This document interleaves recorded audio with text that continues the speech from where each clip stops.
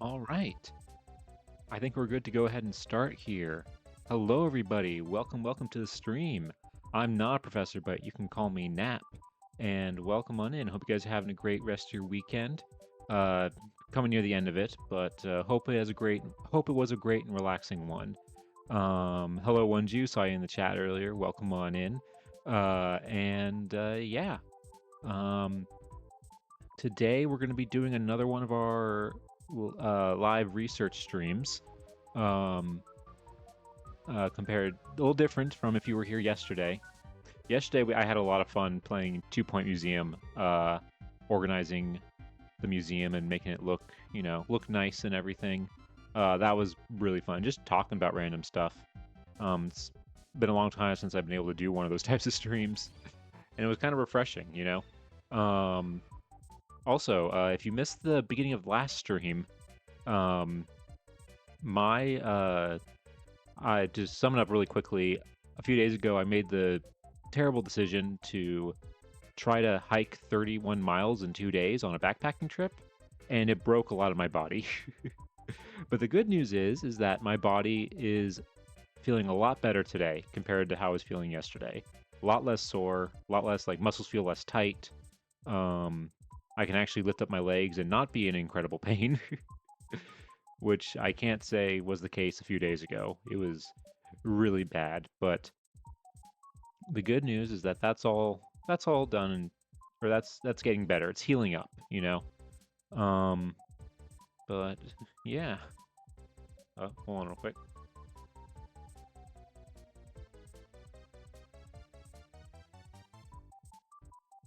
Sorry, I had to sneeze real quick, and I'm not gonna let you guys hear that for free. But yeah, so I think honestly, I don't think there's really any more updates since we last streamed because it's only been like less than 24 hours since I was last live. So yeah, not much has happened really. Just been doing some chores today and stuff like that, and just or trying to do chores. I unfortunately, because I got so hurt after my hiking trip, uh I just basically like had no like strength to do anything else because I was so sore. But I did a little bit today, so I was a little bit productive. But yeah. So let me see. I think what we're gonna do is we're just gonna go ahead and jump right into it and what we're gonna be researching today. So let me go ahead and pull it up here. And it's a good news for any pet or animal fans today because we are going to be researching the inventor of this dog bed. And look, they put a little cute drawing of a little dog right there. Look at that. This little guy just chilling there with his head resting on the edge. Really, really cute. But yeah, it's just a cute little dog bed that has like different layers. It's a very fancy dog bed too. Has like a cover you can put on it and everything, so you can like go inside. It's like interchangeable. Um, but yeah, so this is what we're gonna be researching today. I think this is our first like actual like pet related thing. Oh, and also if you're new here, right above me, you can see our bingo screen that we do for every single one of these, where we also do bingo, based on what we find with one of these genealogy streams. So I'm going to go ahead and mark free right there in the center, and we'll see what we can find. Oh, and let me put something in the chat real quick for anybody who joins.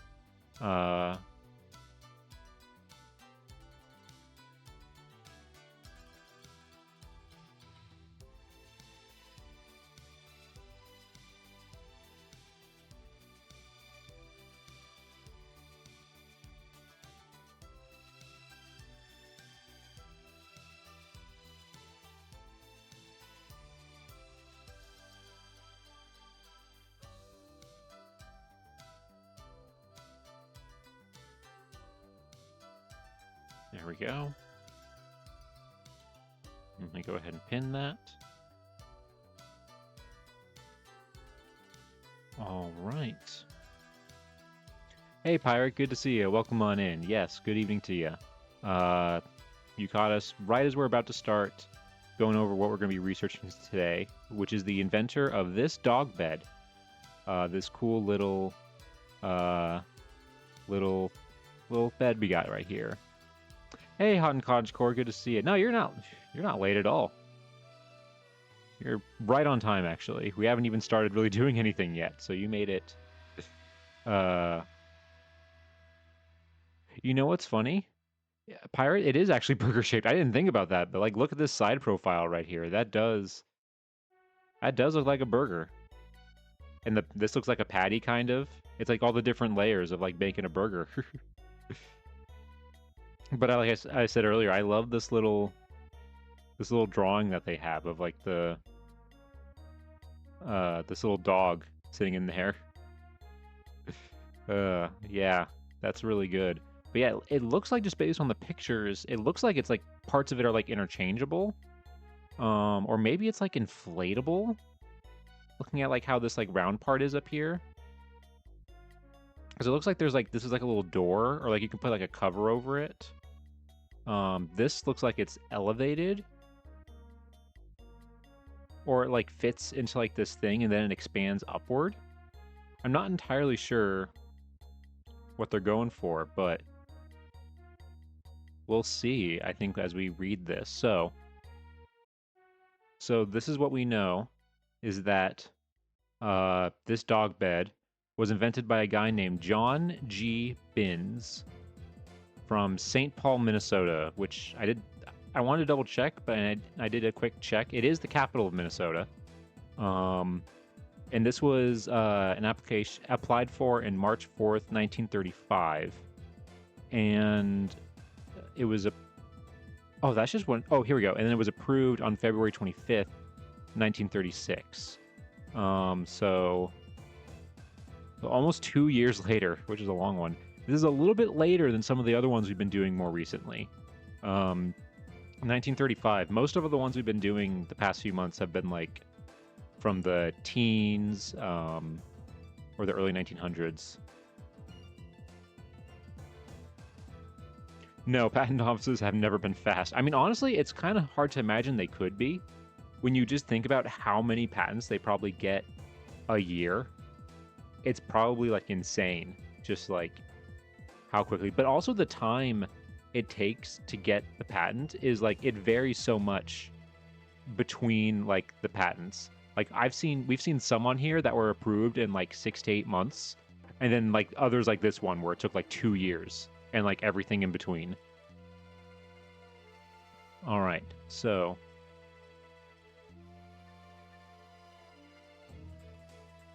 let's go ahead and let's read a little bit. Let's go ahead and start reading this. Yeah, 6 to 8 months honestly is pretty quick when you consider everything was done by hand too. So let's go ahead and start this one. All right, so this invention is a novel improvement in beds for dogs, cats, and other pets. And the principal objects of the invention are to provide an inexpensive portable bed for animals, for animal pets, which bed is adapted for use primarily in the home, although same being portable may be readily carried in a car, automobile, or other conveyance. Also, to provide a bed of circular, oval, oblong, or other shape which may conform with the natural contour of a dog or other pet when curled up in the act of sleeping. Said bed comprising briefly of annular bolster, a reversible mattress within the bolster, a reversible mattress cover within the bolster above the mattress, means for securing the parts together, and a cowl-shaped cover adapted to be applied over the bed for use in cold weather. Said cover having an arched curtain opening therein at one side through which the pet may pass in and out when the cover is in use. The covering being removable for warm weather, also to provide a low stand for preventing the bed from contacting directly with the surface of the floor or ground. Okay. I will explain the invention with preference to the accompanying drawings, which illustrates one practical embodiment thereof to enable others to adopt and use the same, and I will summarize in the claim the novel features of construction, a novel combination of parts for which protection is desired. Yeah, figure 1 is a perspective view of the bed of circular shape with the cover detached and showing in dotted lines a dog therein in sleeping position. Figure 2 is a perspective view of the bed with the cover attached, but with the curtains of the cover opening removed. Figure 3 is a perspective view of the mattress member detached. Figure 9 is a perspective view of the mattress cover detached, showing the opening in the periphery for insertion of the split steel wire ring. Figure 5 is perspective view of the cover for the bed detached and showing the curtains applied to the opening of the cover. Figure 6 is a transverse section through the member of the bed showing the mattress and the mattress cover in place in the pocket and showing the bed mounted upon the stand. Okay. So it is designed to be portable. And it's like all of this stuff is kind of like, smaller and like removable and everything and kind of collapsible. That's actually pretty cool. All right. So now that we got this kind of seen and figured out, let's go ahead.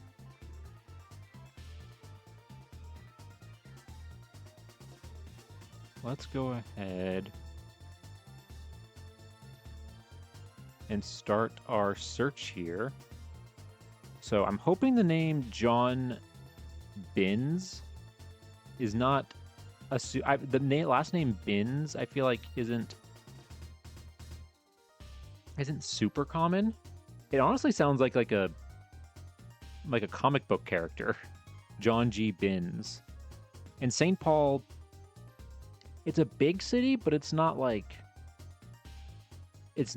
huge like oh god, what's it called? It's not a huge city like New York City or LA or something like that. So I'm hoping that there are no other John G. Binns living there at the same time. So let's go ahead. Let's put John G. and then Binns. We know that they lived in St. Paul, Minnesota. And we'll just say 1934 for sure. They were living there. And let's hope they stayed there for a while. So.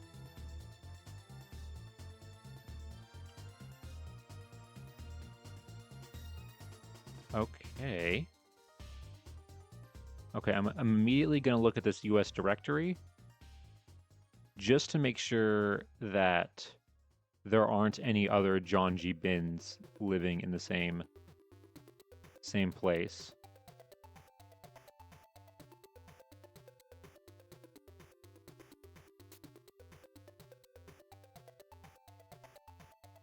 Okay. So this is from the 1934 city directory. There is just one John G. Binns, just one John Binns in general.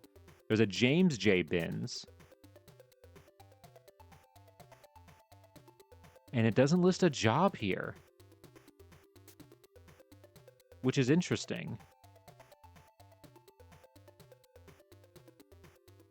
He has a wife named Anna, from the looks of it, and we just have an address, 197 West Robbie. Okay, hold on. Let's look maybe at one of these other city directories.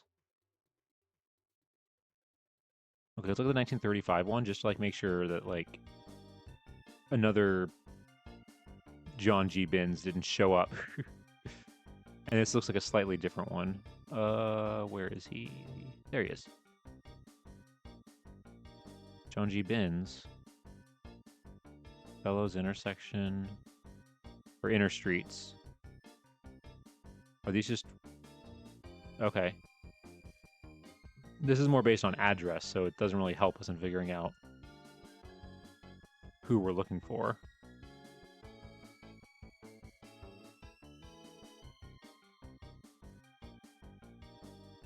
$195 Bellows? Huh.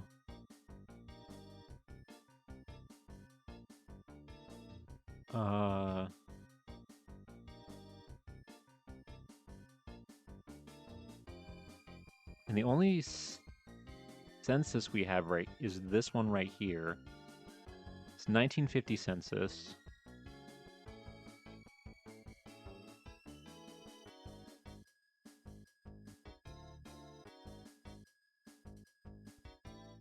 Okay. John G. Binns and Anna. Okay, so that's the same person. We know that right away. Dwelling number 82. West George.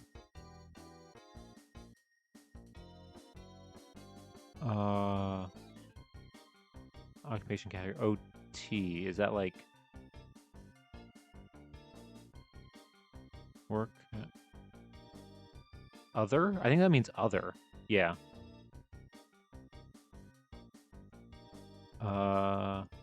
Yeah, no work or anything like that. I mean, this is 1950 and he's 77, so it's safe to say that he was married. Okay, so this helps a lot. So let's go back here real quick.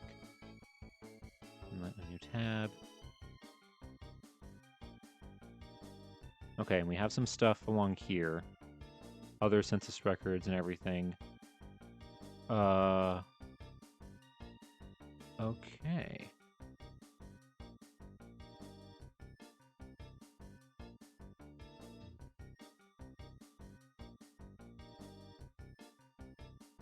Okay. So, I think this is our guy. Simply, especially by the fact that there's no other people showing up in these census records that have that name. So, I'm going to go ahead on our bingo sheet. We already got some things, hopefully. We can do C directory.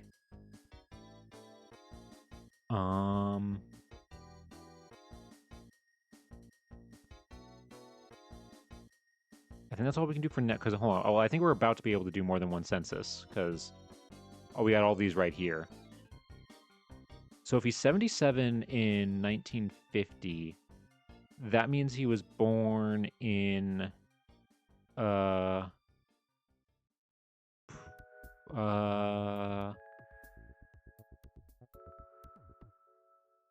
still here just making dinner. Hey, no, that's perfectly fine, man. You can I'm just happy you guys are chilling here, and hopefully, hope you're enjoying your dinner. I ate a dinner right before I started here, and honestly, I think I might have eaten a little bit too much. But yeah, hope you're making something good. So let's start. Our oldest census record we have here is 1880. Hold on, I was trying to do the math. Wait, 50, so 27. He was 27 in 1900. Meaning he was born in 73? 1873? So yeah, so 1880 would be the first census that he would show up in.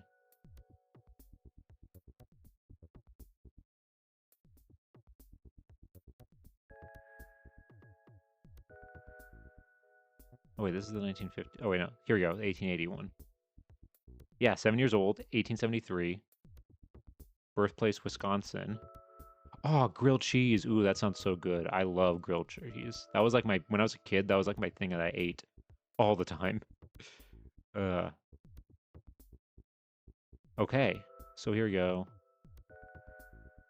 Okay, so there he is, John, 7 years old. That makes sense. He has a father, Jacob Binns, and Mary. There's Joseph, and he has a lot of siblings. There's Joseph, Peter, Larry, or Henry? Oh yeah, it is Henry. Mary, John, Elizabeth, Frank, and Charles. So he's one of 1, 2, 3, 4, 5, 6, 7, 8. One of 8 kids. And that's just at this point in 1880. He's like right in the middle. Yeah, they're all at school. His father's a farmer. Hold on, is that one of our do we have farmer? We do have farmer. And more than one census. Oh my god, okay. If we can find his death certificate and his job is not related to the patent, then we got a bingo right away. Which will be like one of our fastest bingos I think we've ever had.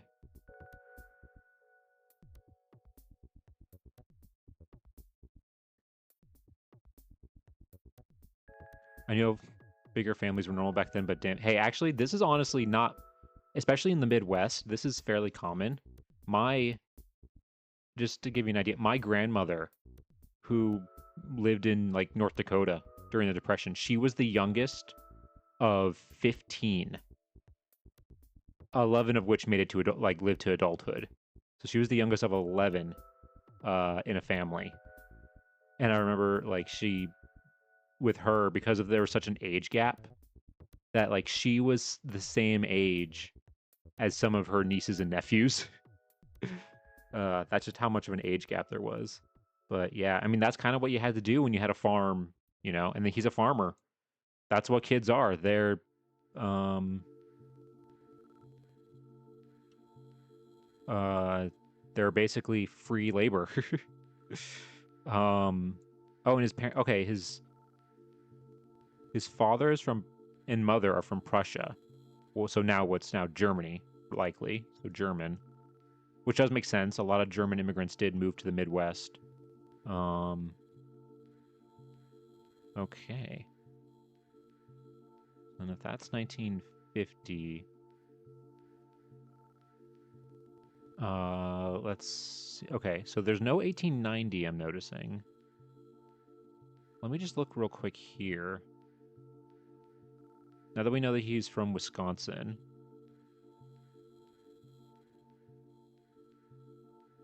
We know that he was born in 1873, roughly, in Wisconsin.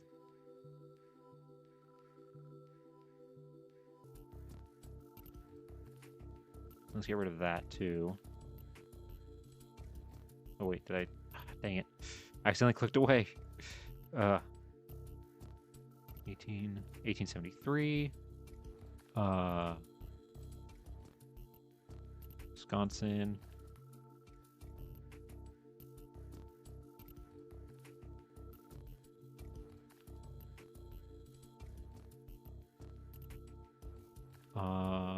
Where are the... Okay, census. 1950, 1930, 1910. Is it because... Hold on, wait. Does the 1881... His name is just John Benz. So maybe I should get rid of the G, actually. And that'll make it...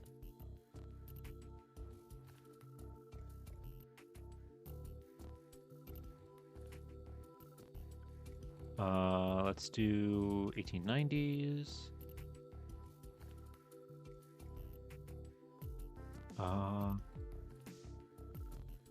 He would be 17. So he might be living Humboldt. Oh, these are Wisconsin state census records. Hold on. Oh my god. Ooh, that was not captured well on microfilm.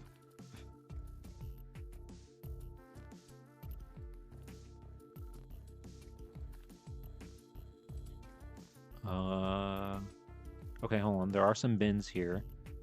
John Bins and...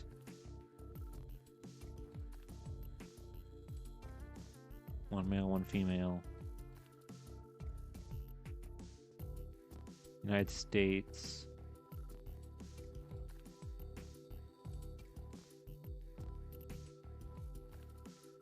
Wow, that is not helpful at all. That was very badly converted to that.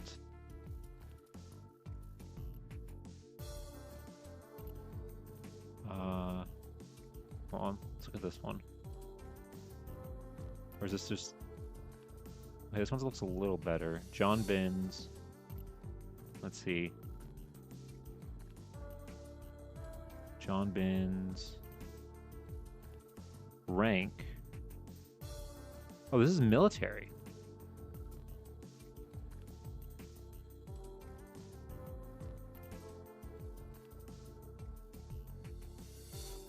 Residing in a soldiers and sailors of the late war.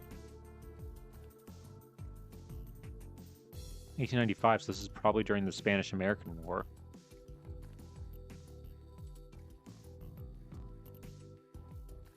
Huh. Okay.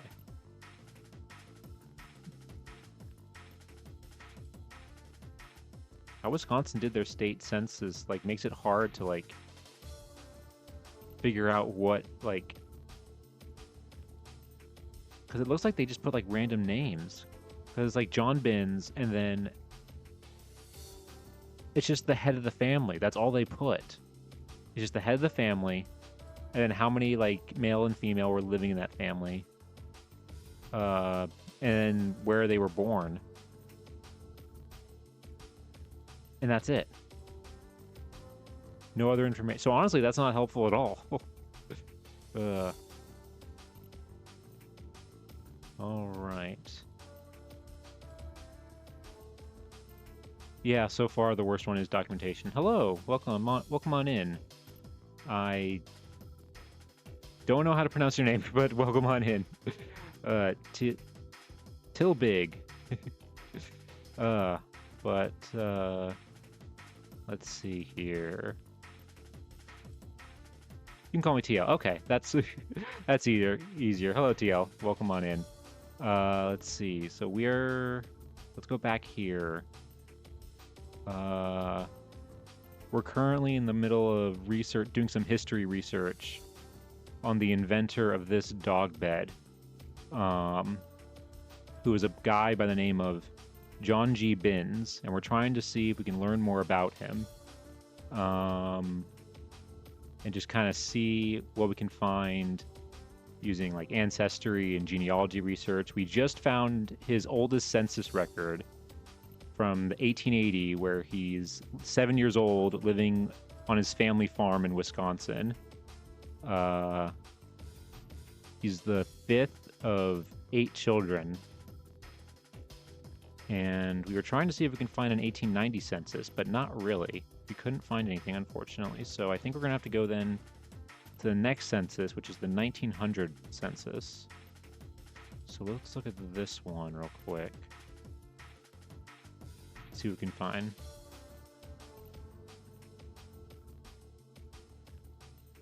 Who's the old guy reading a newspaper as your profile? That's me. No, this is a painting of a guy named Samuel Johnson. He was a famous philosopher and writer in England. I more just picked him because he's like the combination of these two photos is an old meme, where like he looks at the newspaper and then looks up. Most of the time, like associated with like somebody reading something like crazy from like the internet, and just the shocked face. So that's what the PNG is. Okay, so all right, so this is 1900 census. So we got John Binns here, and there's Anna. Okay, so they're married by 1900. They don't have any kids from the looks of it. House number 2616, Chestnut Street. Oh, in Milwaukee. So they're living in... So they moved around a decent amount, like the upper Midwest. Just didn't know where it originated from. Oh, okay, yeah. It's basically two paintings of the same guy that just happened to work well together. Okay, birth year. They were both born in 1873. Him in March, apparently. Her in November. It just says that they are married. It doesn't say when. They don't have any kids. Yeah, his parents are from Germany. Her parents are from Holland and France. Oh, look at that. Conductor, street. I think that's ST for like street. So street railroad. So like a street trolley. Not like a railroad, like, it's like a streetcar, like a street trolley. Interesting. Speaking of history, I am writing a story called The Sands of Time. Ooh, interesting. Always cool to learn about like what other people. I wish I could get more into writing. I'm definitely more of like I'm more into like the research side of things and like the actual like physically writing things because I'm a really slow writer, but it's always cool hearing what other people are working on. Let's see. Okay, so that's the 1900. So at some point between 1880, which isn't much, it's like that doesn't really tell us much. It's like, oh, between the age of 7 and the age of 27, he got married. That's way too big of a gap. Okay. So let's go then on to the 19.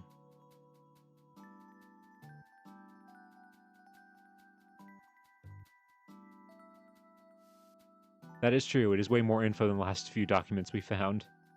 It's about a Gen Z adult who gets killed but gets a second chance at the hands of Father Time, who asks him to fix humanity's tragic past. Ooh, interesting. So going back and going to like different historical points and like changing things. That's actually cool. Oh, okay, here they are. So this is the 1910 census. Head, wife.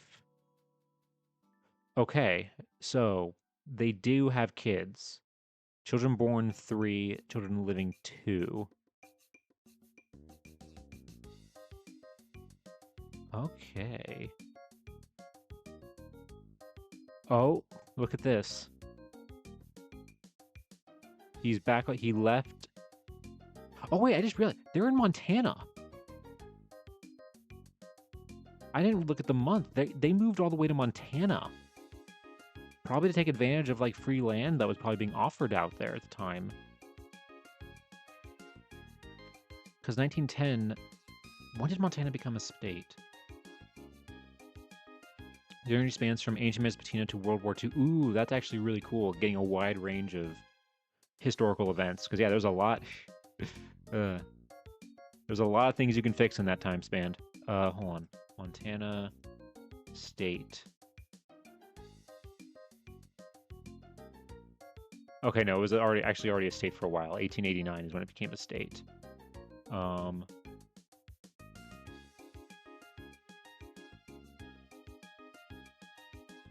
would take some free land if America's offering. Hey, we've all kind of missed the boat on that one, unfortunately.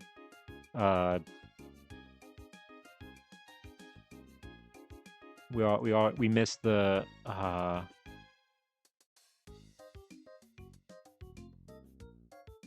trying to think, like, what was the thing? It was like 40, like what, like 30 acres and a mule or something acres and a mule was like the thing that they used to say.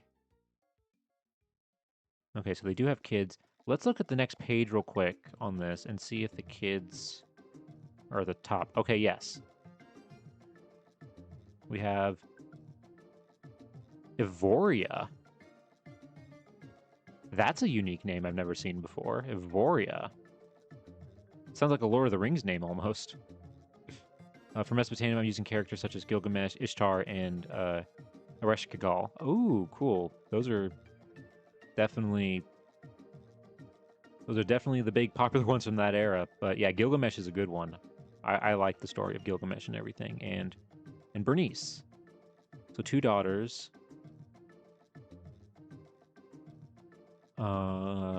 6 and 4 years old. Place of birth, Montana. Place of birth, Wisconsin. Interesting. So they must have, if Ivoria was born in Wisconsin and she's 6, or no, sorry, she was born in Montana, but then their 4-year-old was born in Wisconsin. So did they move to Wisconsin or to Montana? They went to Montana, and then they moved back to Wisconsin again, and then went back to Montana, maybe, or maybe they had 2 places, and maybe when she was pregnant, she like moved back because it would be easier.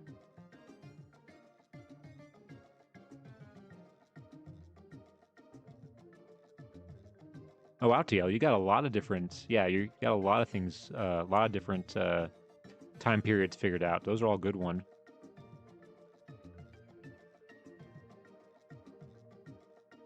I looked it up, and Ivoria is Latin for white like ivory, often associated with purity and preciousness. Huh.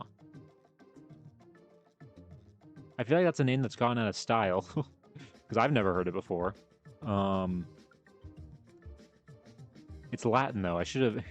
I actually, fun fact, I actually took Latin in college. And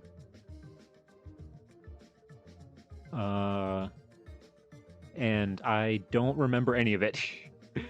I had to take it for a requirement and like for one of my degrees, and it just oof. It wasn't that hard. The professor was actually like really easy, but I didn't absorb like any of it. It was just like, yeah.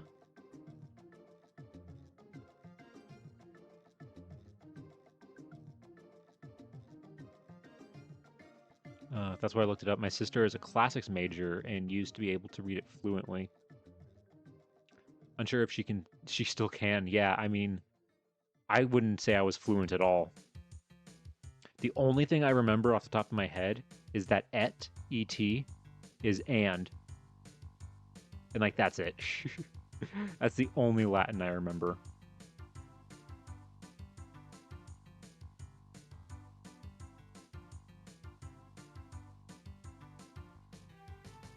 No, honestly, I've actually never been able to, like, I've always heard about Pig Latin, and, like, that was a thing that, like, that was always, like, a kid thing to do back in the day, and, like, I never did it. I never did Pig Latin.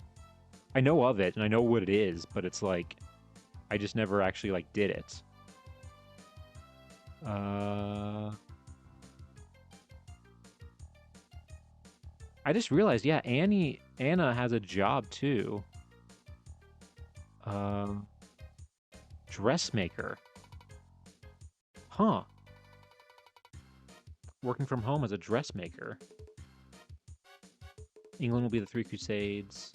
Story of King Arthur and Robin. Wow. All right, you got all over the world going with this one.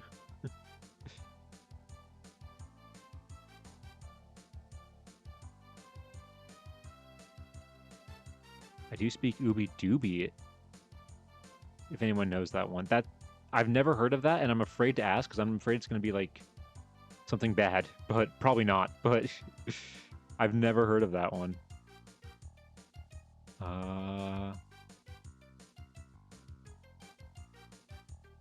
What's this 1921? Let's see. Okay, this is still them. John, and that is a G. They say it's an S in the thing, but Annie, yeah, this is them, and their 2 daughters. Now they're living in Idaho, in Nampa, Idaho.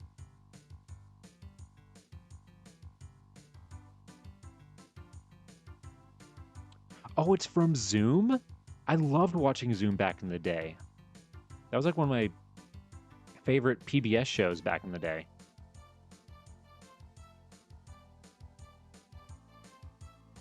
Is that 712? 706. That looks like 712. Yeah, 712 9th Avenue. Yeah, 9th Avenue. France will be Joan of Arc, Three Musketeers, Man in the Iron Mask, French Revolution, and the Count of Monte Cristo. You're going to have a lot in this book. And all those Germany ones. Wow, that's a lot of things you're going to cover.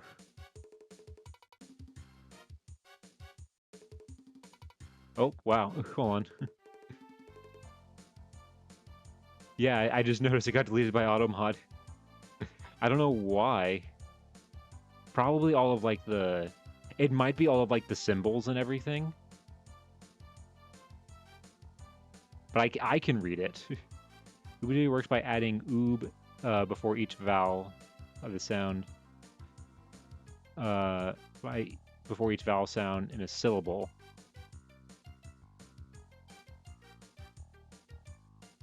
Oh, like tub. Oh, Ubby. So it's Ubby. Is it called Ubby Dubby? It's Ubby Dubby, not Ooby Dooby. Okay.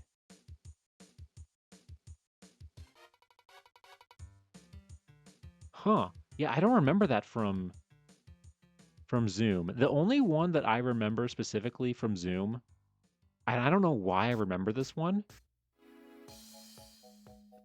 Like, I remember there was like one experiment that they did where like they were trying to figure out how much water you use when you shower, and like how you can like leave your shower running for like a certain amount of time, fill up your tub, and use like some math to like figure it out. And then there was like, and I remember that I think because we didn't have a tub at my house, and so we couldn't do it. And then the other one I remember, and I know we did this, was where you put like apple juice or like fruit juice in like an ice tray, and then put it in the freezer.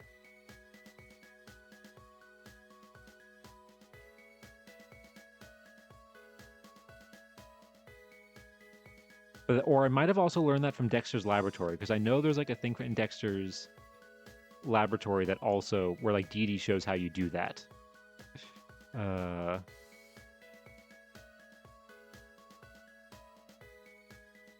Okay, so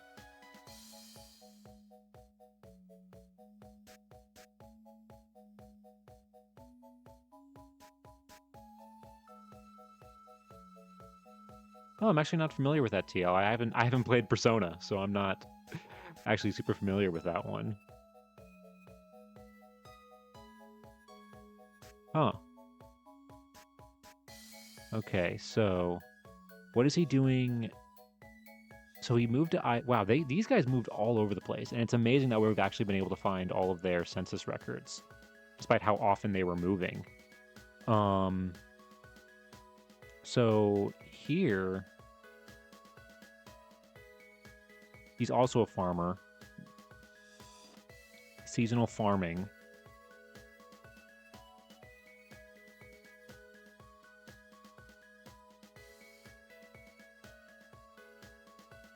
Yeah, who knows? I mean, how old are his kids at this point? Okay, 16 and 14. So by the next one, by the 1930 census, they're likely to not be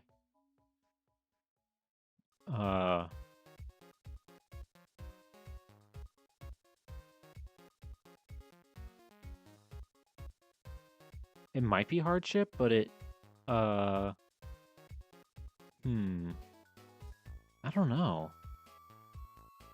Well, let's see. 1930 census. Where are they now? Take your guesses.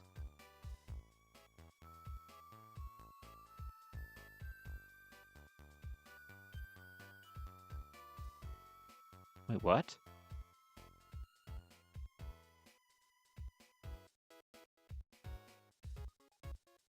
Patient?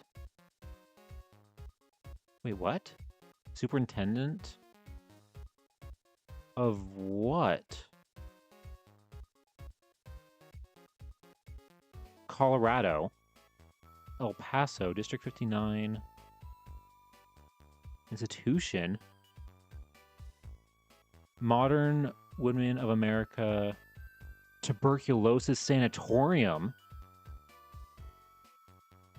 Whoa. Wait a second.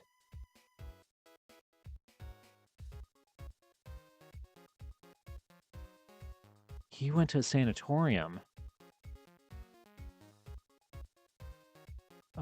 There are no farms in this district. I mean, yeah. When was this? 1930.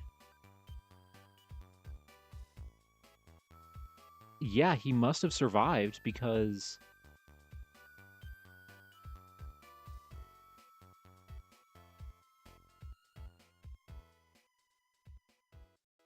he had to have survived because, I mean, we see him in other stuff.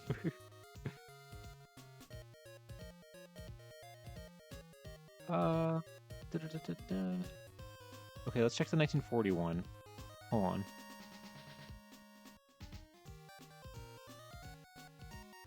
Okay, yeah, John Binns and Anna, they're again.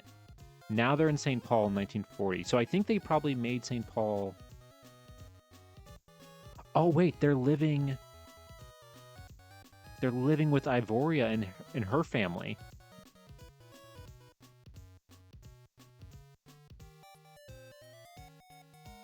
'41, 36, 67, 67. Okay. So they're living with them. So at some point, yeah. So the patent, yeah, you're right. The patent was published in. Hold on. The patent was published in 35. So yeah, 5 years later. For some reason I thought 34, but yeah, 5 years later. So at some point.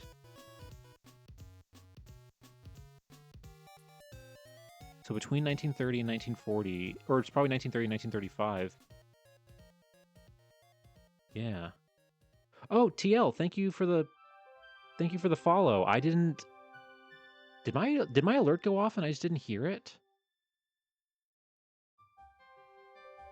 I apologize if I missed that. But yeah, thank you so much for following. Greatly appreciate it so much. I've been having trouble with I feel like my alerts lately.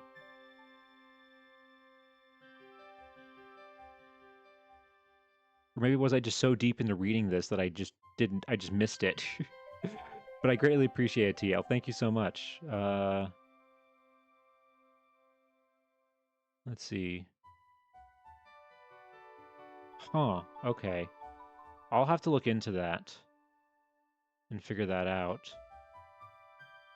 But yeah, thank you. But again, thank you so much, TL. The reason why I use Narloptep as a villain is because the story can shift into certain scenarios.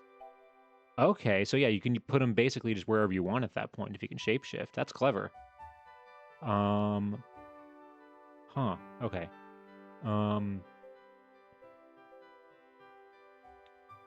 Alright, I'll have to see if I can figure that out. Okay.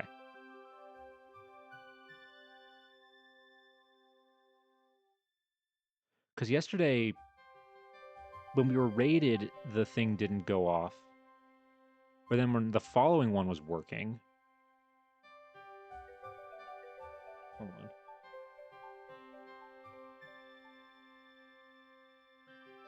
Yeah, follow alerts are on. Huh, okay. I'll work on that later. Not not right now.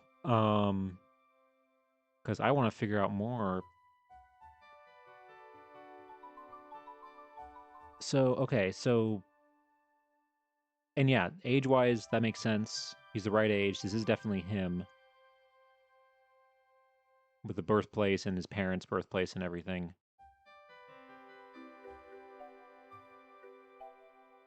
Yeah, from a 1930 sanatorium. I think sanatoriums were getting a little better by then.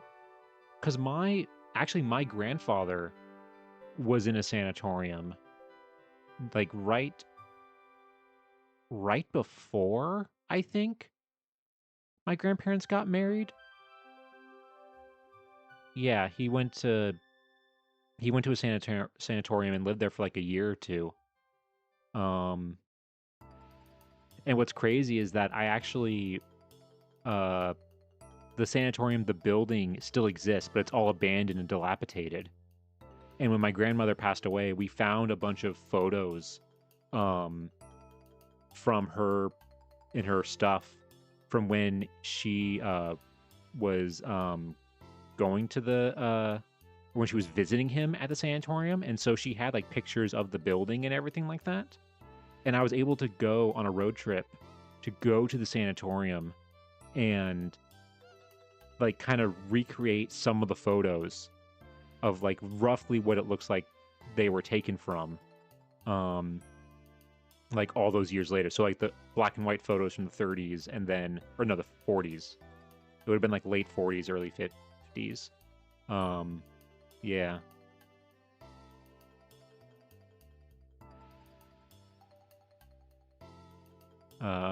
Yeah. So basically I got to like, you know, recreate like photos and everything.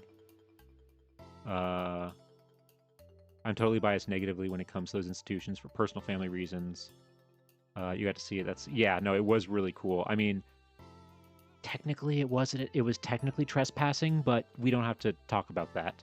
Hey, Case, good to see you. Welcome on in. Hope you're having a good evening.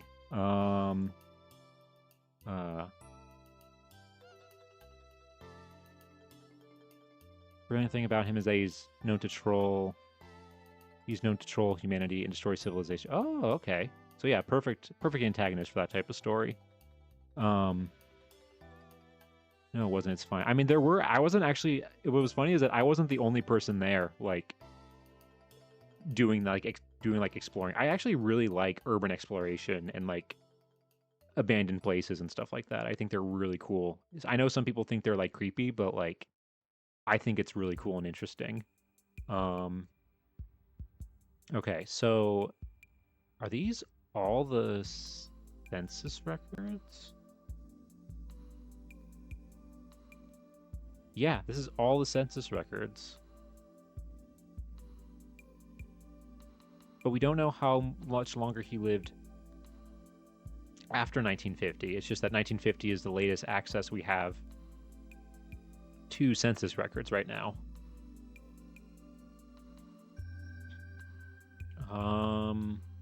Okay. So that's the census records.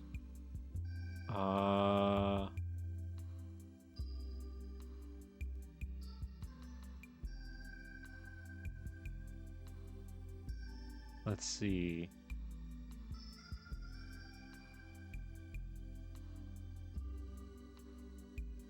Got him, don't worry. Crazy that AutoMod didn't like get rid of that, but it got rid of your message, Cottagecore.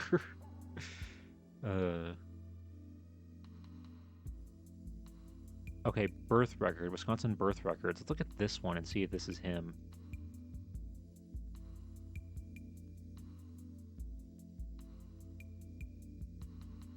Full name of child, John something Binns, white male. Full name of father, Jacob Binns. Full name of mother, Marie. March 22nd, 1873.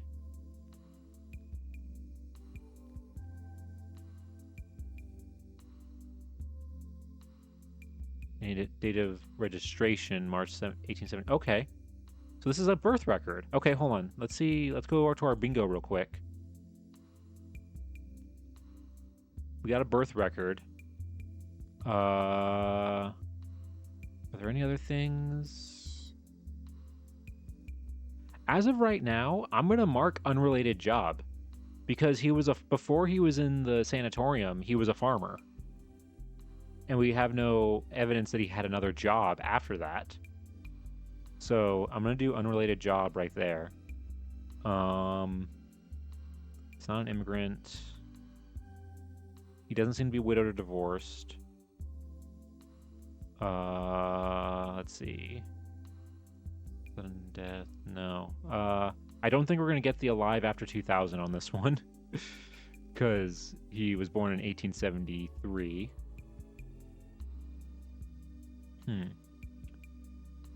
Okay, so we got that.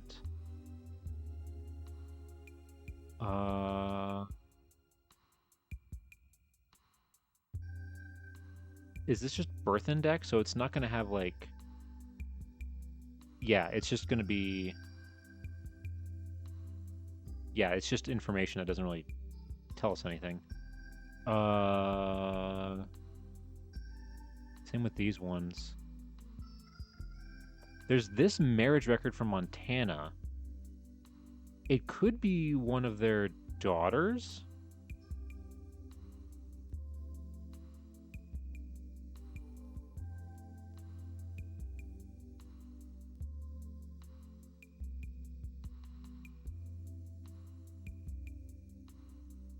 I don't know about that one, TL. We'll see. Hold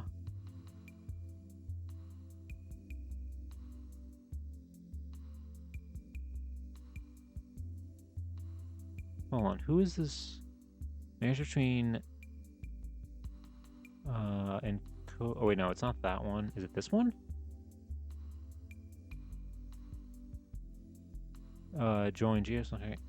And oh, okay, yeah, it is their daughter.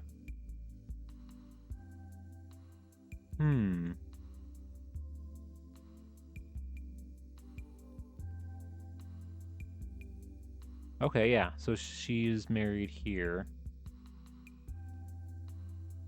Okay, so she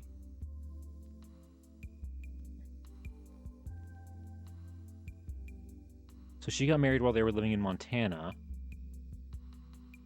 Let's see.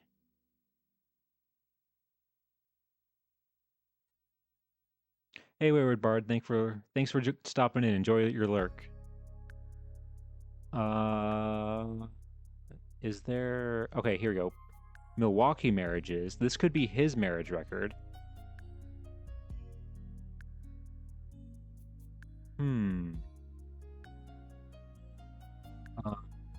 Full name of husband, John Binns. Full name of father, Jacob Binns. Mary... Yeah, this is, I think, him. Here we go. Yeah, occupation of streetcar conductor. That's what he was doing when he was in Wisconsin, in Milwaukee. Birthplace of husband, town of Treble Brown. Huh. Full name of Weiss. Previous to marriage. Anne DeKelver, it looks like. It looks like DeKelver.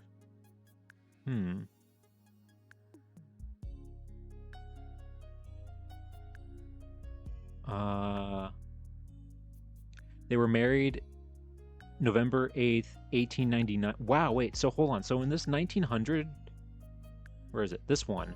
So this 1900 record, they just got married. Because they were born in November of 1899, and this is the 1900 census.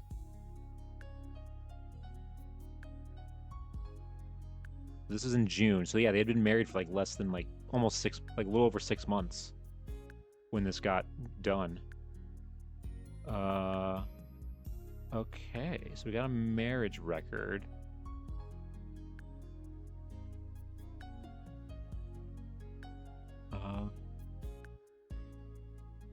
So we can... Marriage certificate.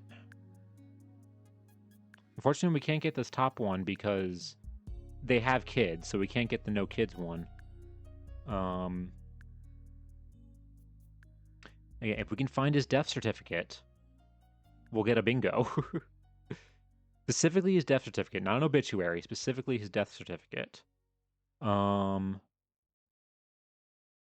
what else do we have here? Tennant County marriage records. Okay, the only other thing I see here is his World War I registration card.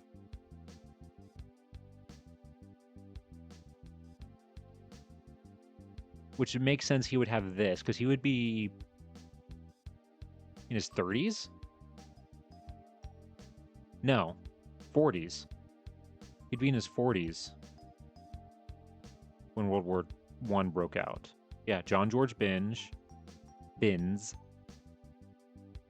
Box 37. Harrison. Madison. Montana. Madison County. Okay. Yeah. Farmer, self. Annie J. Binns is the nearest relative. That makes sense. Yeah, so he's just a farmer. Height, medium, build medium, blue eyes, light hair. Okay, yeah, so I always love in these, like, the World War One draft cards specifically, is that they don't put, like, specific numbers or anything like that. It's just height, tall, medium, or short, and build, slender, medium, stout. What's the...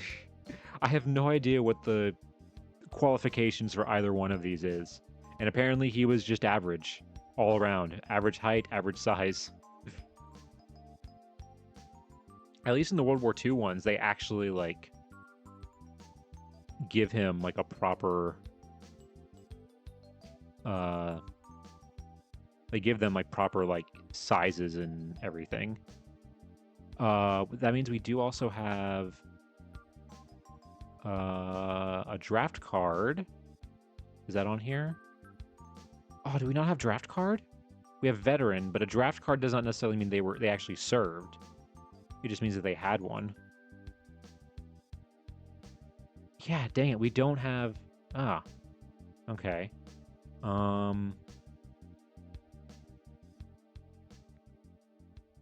one, I think they were just panicking. I mean, honestly, fair. They had a lot to catch up on compared to the rest of the world.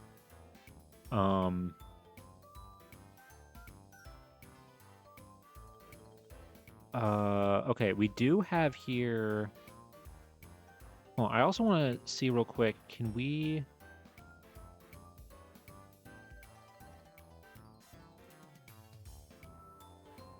Let's put John G again.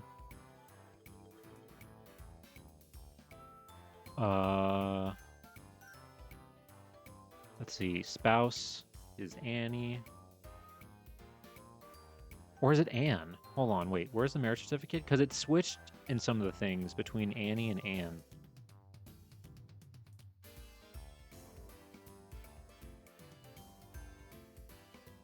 This says Anne with an E. Other things have said Anna.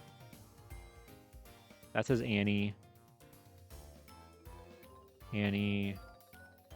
Anna. Anna. So it's, yeah. It's different. World War II, they were like, all right, those records suck. Let's try her. I mean, they had more time. Because, I mean, they were getting drafts ready, like, before Pearl Harbor even. We found draft cards, like, before, like, in the year, like, leading up to, like, you know, the U.S. entry in the World War II.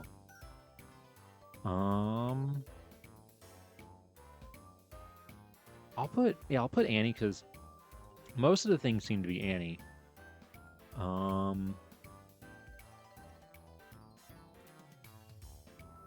Let's see.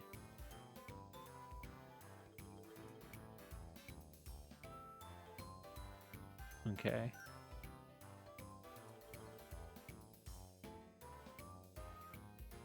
Oh, whoops, we're still in the 1880s. Hold on. See direct. We have a lot of C directories. Well, actually, no. Okay, so we know he got out. That's because the patent was filed in 1935, and if he's in 1934 in the directory, then we know that's when they moved back.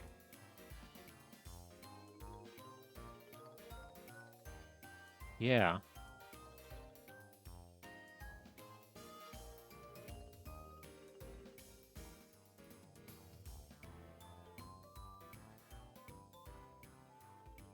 Okay, yeah, this is from 1948, and yeah, they're still the only John G. Bins living in this area. C directory.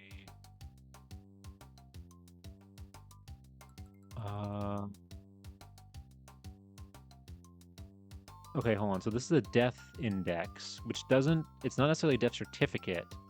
This says that his death was January 3rd, 1963.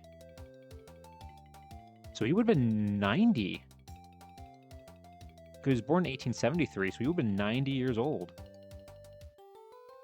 Wow. Probably just nicknames. They likely weren't as strict rules about legal name. It's like Anne and Annie are close enough. We know who you mean. I mean, well, also just with census records can be, you have to be very careful with census records because they can commonly have a lot of mistakes in them in terms of just like spelling of names and like dates for like birth years and stuff like that. Like you'll find the same person sometimes in them, and they'll have like in 3 different census records, they'll have like 3 different birth years or like different spellings of like their names and stuff like that. You have to be really careful when like looking at census records. Oh, hold on. What is this? International patents. What is this?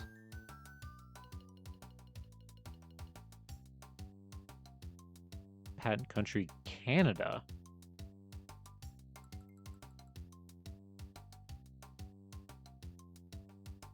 Door securer. Don't you? This is just when he was patenting it in Canada. It doesn't mean he's necessarily from Canada, right? Oh, hold on. Land records. This one could actually be interesting. Place, Riverside, California. Oh, wait, nope. This is not. Hold on. I don't think this is...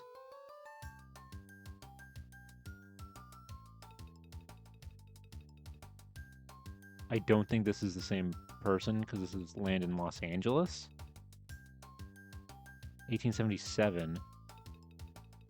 Yeah, he was only 4. That's not him.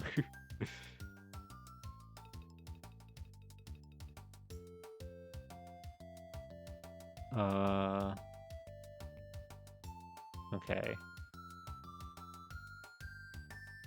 Hold on. Let's see. Do we have court, land wills, directors, newspapers, immigration?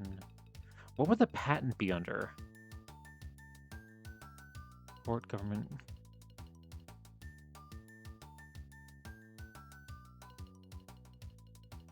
Maybe under court and land.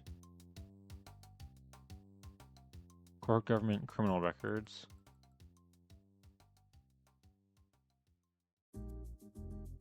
Oh, wait, hold on.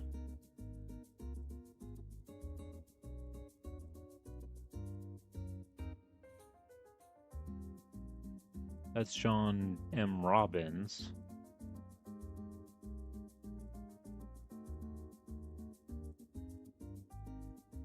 Is this a different patent?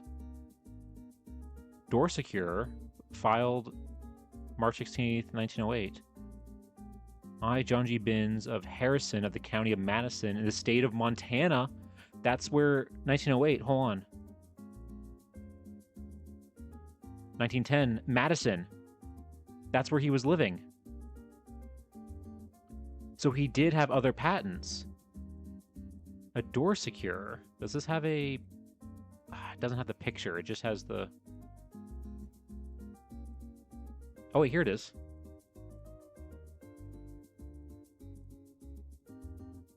Huh.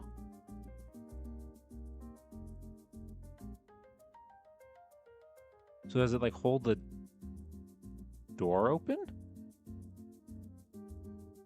It looks like?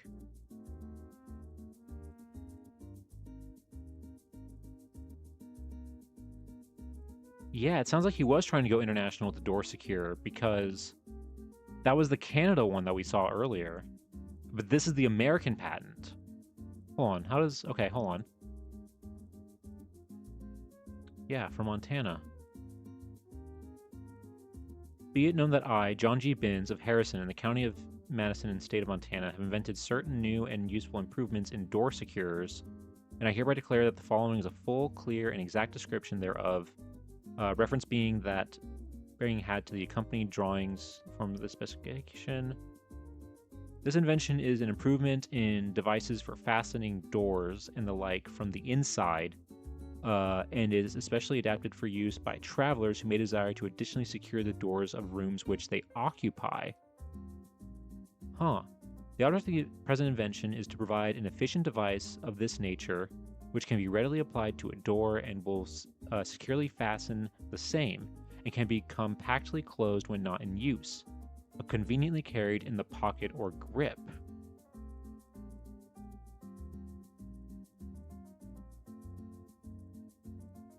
Huh. Interesting. So it's like, yeah, it's like an extra. I feel like they still like make things like that, where like if you're staying in a hotel, you can put like an extra thing on the door, so that'll like hold it in place. Yeah, this is 1908, so it's about 20, almost 25 years before the dog bed. And he got married about like 10 years, because he got married in 1899, so about 10 years after he got married. That's crazy that we found that we found another patent by this guy. Yeah, that's the international patent.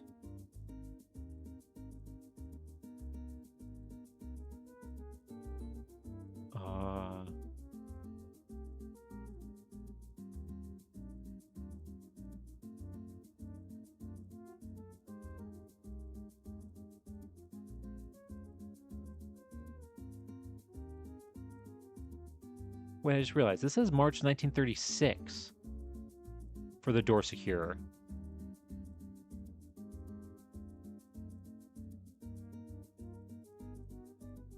Did he do like another one? Because this is only the Canada one.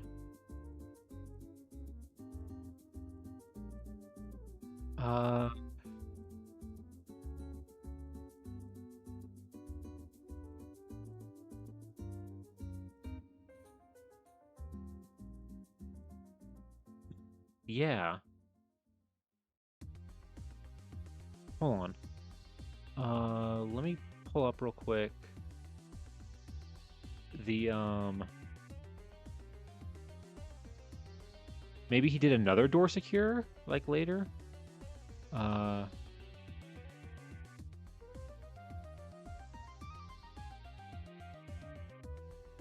on.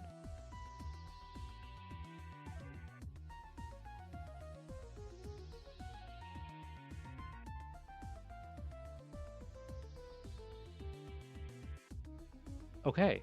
Hold on. This is... Let me pull this up here.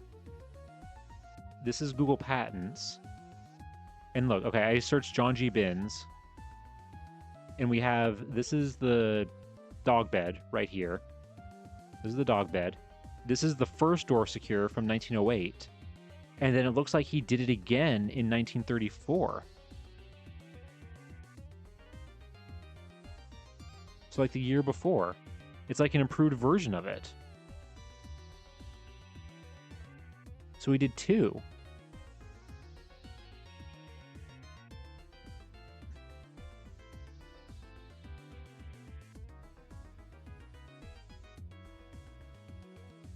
Wow, yeah, he was an inventor.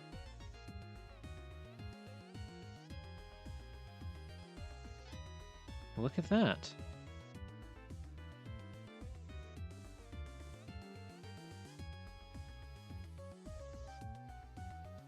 Wow. But it looks like those are the only two things he got. So he only had 3 patents from the looks of, from according to this.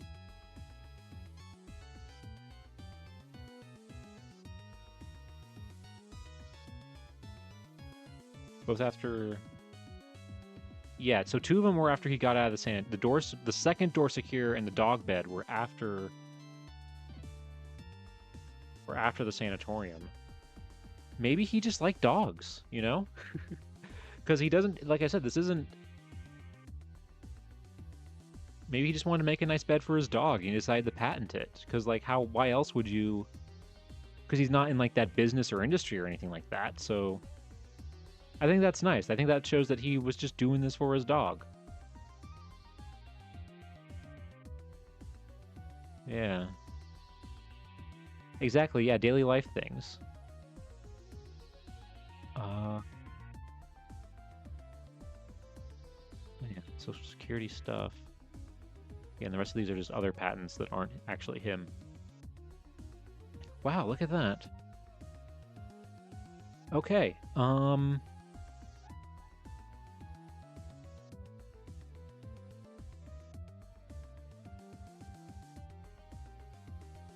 Did he have his kids by... Hold on, wait. When did he have his kids? Oh yeah, he had his kids by both of his kids by 1910. So yeah, maybe maybe he did have like the door thing for the kids. Who knows? Okay. Next, I want to see, now that we have all this other like ancestry stuff, I want to see first next if we can find his grave. Now we didn't get a find a grave here with this. We got his birth record and everything.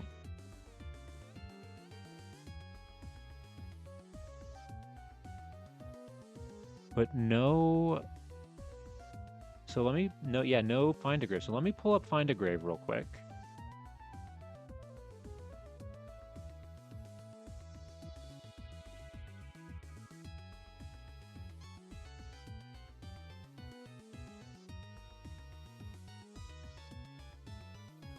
Okay. So... John... G... Binns. I'm pretty sure his middle name is George, we've determined. We know he was born in 1873. I'm assuming he would be buried maybe in St. Paul? Or somewhere in Minnesota? I don't know. He could have been... Okay, how about just John Binns?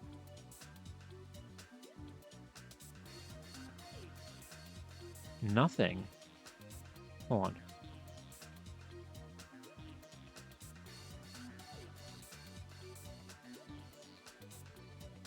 on. Sometimes ones that maybe don't have... Oh, wait, hold on, wait. We have his death index. We know what year he died. That might be...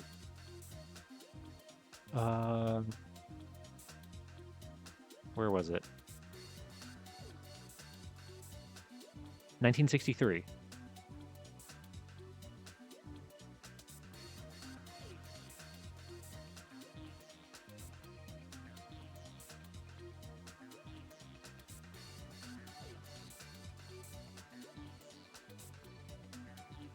That's John Binstead and John Van Binsbergen. Do we not have... We might not have a grave.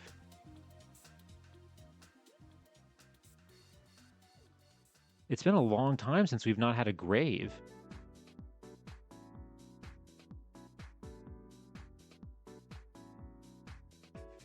Wow. That's crazy.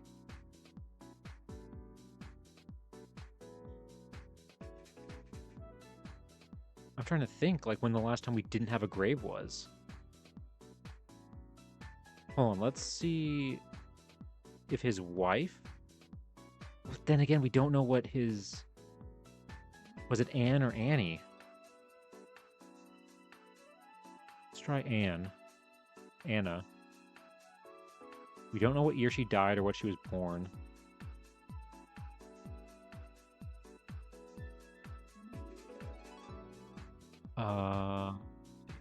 Oh, we know she was born in 1873.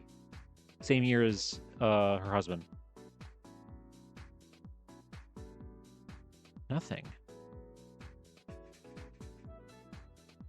Hope this isn't a dumb question. Could he have been cremated? No, it's not a dumb question. I mean, he definitely could have been cremated. That's the problem, is that we get all like the different like names that start with Bins. I mean, it is entirely possible that they were cremated and then weren't interred somewhere. Because you can be cremated and then interred like in a mausoleum, or still bury the cremated remains and stuff like that. Let's try Annie. Is that how you spell Annie? Oh, is it just because it's not capitalized? Binsfeld, Binskin. No.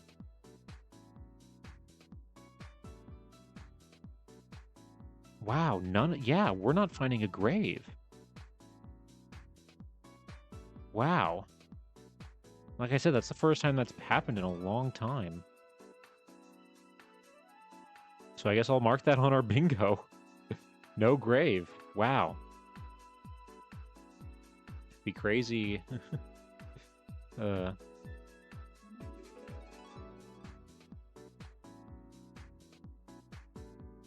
Not everyone cremated has grave markers or official resting spots. Wonder if they had family land. Yeah, that is entirely possible. I think the fact that we can't find both of them is interesting.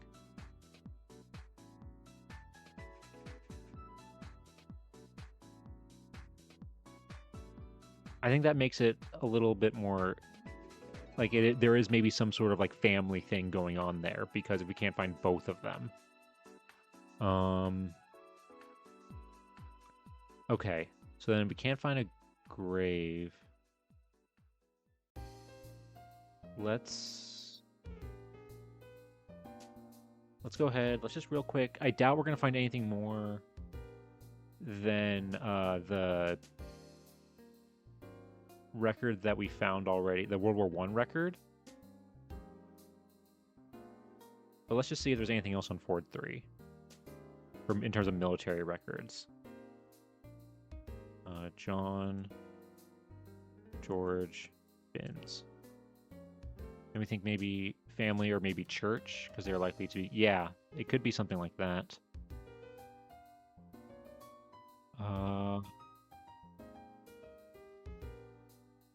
Let's see. Okay, yeah, this is the one that we already found. The World War I draft card. Not Illinois.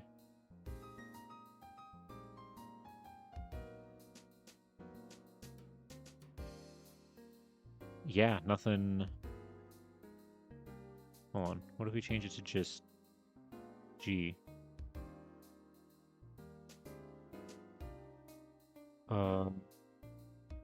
Not Illinois. It would have to be... If it was anything, it would either be Spanish-American War, World War II. Yeah, he wasn't from Illinois, so it's not that one. Birthday 1918, no. Also admission cards filed, no. Yeah, and I think he was like too old to even have like an old man draft card for the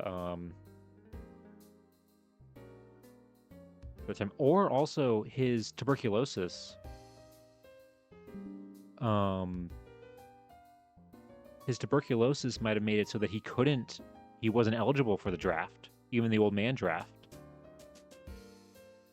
Because it could have left him, like, in a weaker state. Because I know my uncle, or not my uncle, my grandfather, he couldn't serve in World War II because he had asthma and, like, lung problems and everything.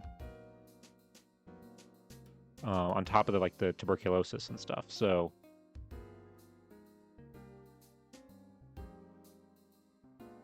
because of that, he couldn't serve in World War II. So it's possible that he maybe had the same thing, like after the sanatorium, they wouldn't let him.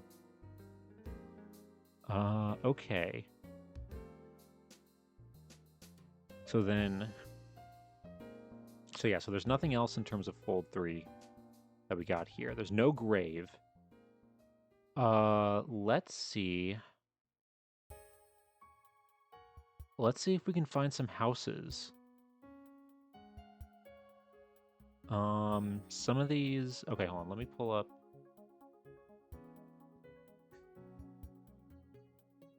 Let me pull up good old Google Maps real quick.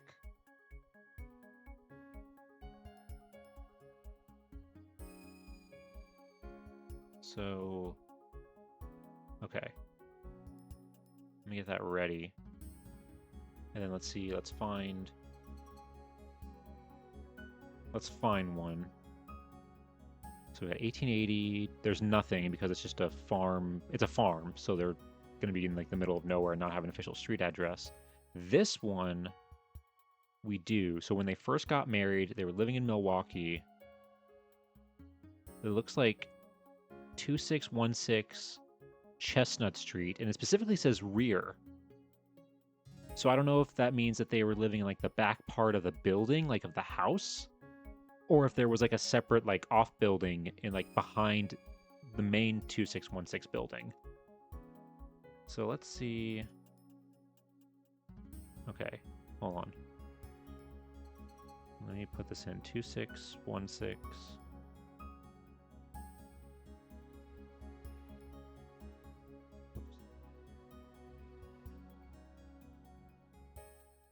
Chestnut Street.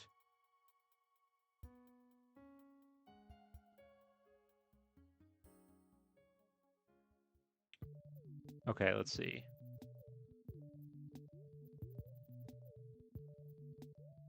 Okay, 216. The only thing that comes up is this, which is South Chestnut. Or South Milwaukee.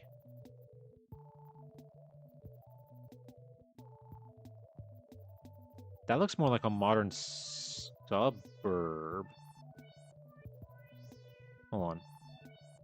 Let's look at these houses. That looks more like a modern suburb than something that would be around in 1900. Oh, yeah. Oh, no. These are like post-World War II. Probably like 70s, actually. These look more like 70s homes.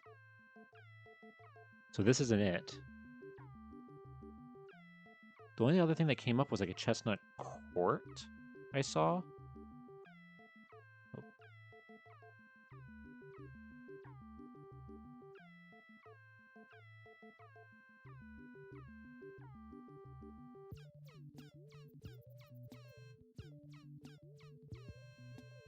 Or East Chestnut Drive, Oak Creek, Milwaukee.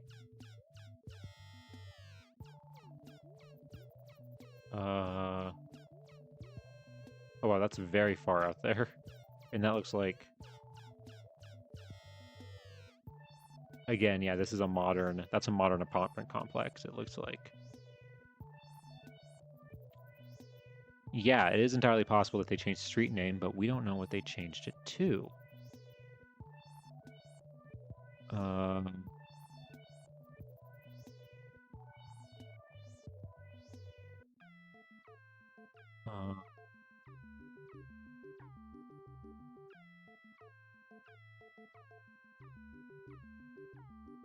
There's Chestnut. Oh, there's that one. There's East Chestnut Drive.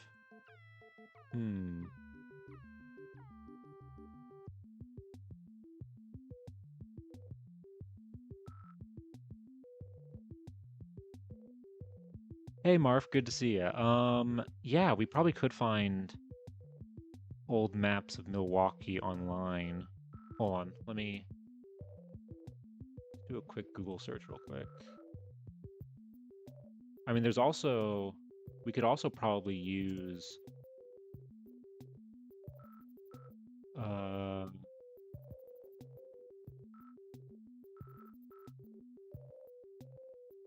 We can probably use the Sanborn maps, too.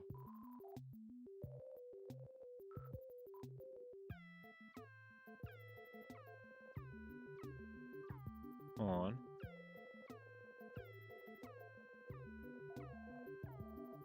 Okay. I did find this. Milwaukee Maps Collection. Milwaukee Fire Insurance. That's 1885. Is there something... So these are Sanborn maps, but these aren't... These are just on,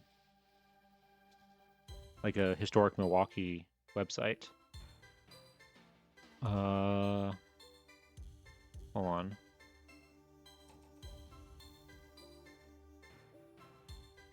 That's what I just found. Hey, it's good to see. It's good to know that we're at least, you know, finding similar stuff.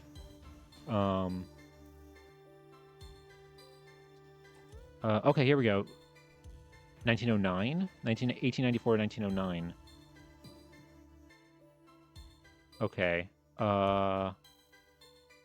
Okay, they have an index. Let's see if there's a Chestnut.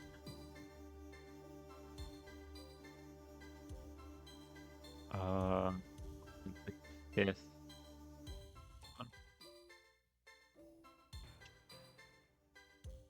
Chicago, Chambers, Center. I don't see a Chestnut.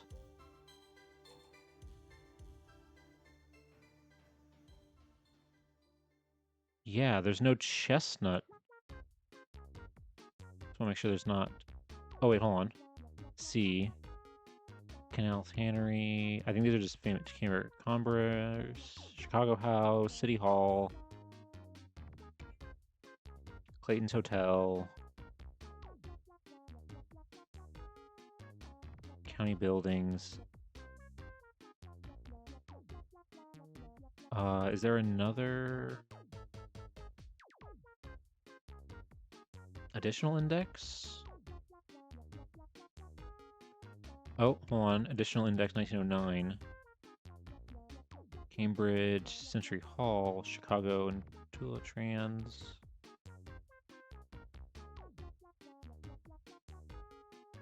No offense to the Milwaukee, I mean, who knows what their funding are, but they should have done this at a higher resolution if they could have.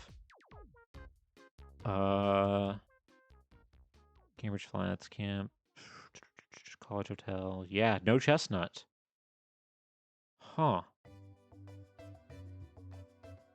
And this is 1894 to 1909, which is smack dab in the middle of when this was supposed to exist. I just want to double check. That is Chestnut. Chestnut Street.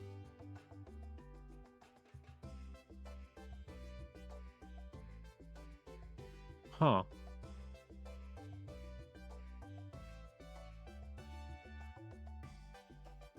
Yeah. Huh. Well, it was worth a shot. Because I don't know...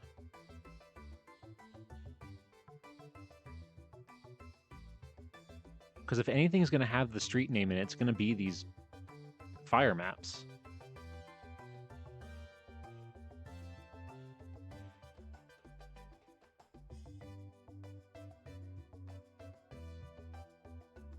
Yeah.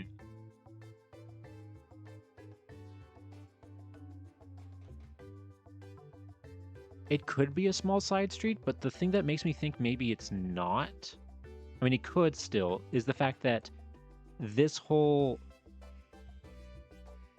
page is Chestnut Street. Because if we go to the, hold on, if we go to the previous page,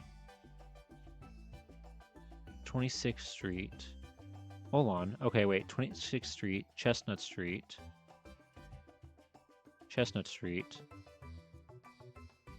27th Street, wait, hold on, okay, where is 26th Street?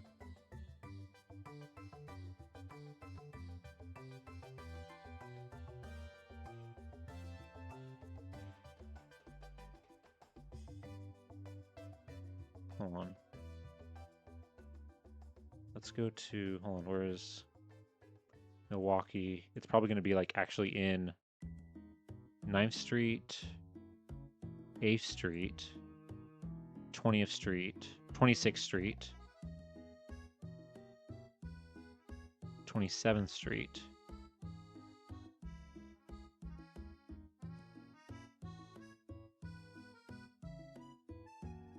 Wisconsin, Hazelton Court.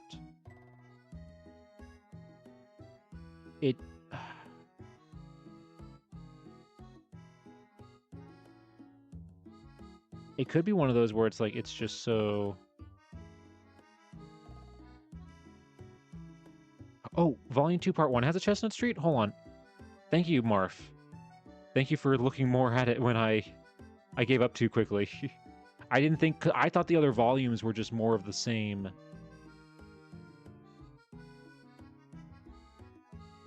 Hold on. Thank you for continuing to look. Okay. Yeah, there is a Chestnut. Okay. What... Is that the page?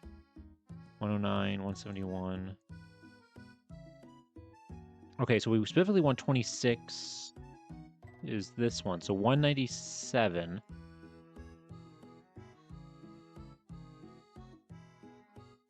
Uh...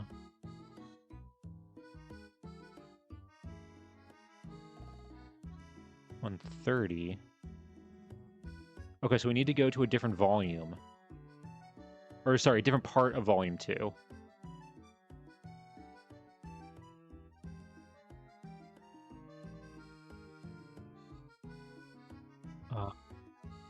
Okay, chest. Yeah, so it's... I just want to double check again. All right, one... That looks like 97? That looks like 197. Again, the quality is not great that they got these at. So 197.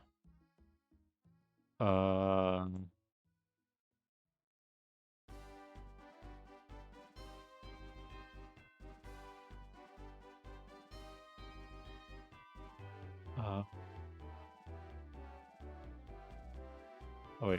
Okay.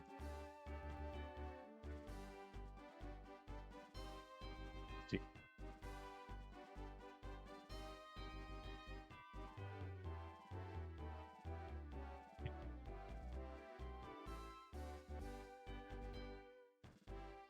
Might be this one?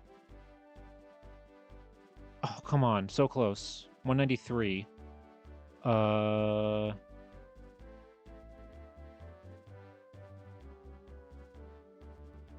So that means... Hopefully there's a part 4? Oh, yeah, there is. Okay. So it'd be in part 4. 197. There it is. Chestnut. 26th Street. Prairie. Oh my god, it's so blurry. Okay, 2612.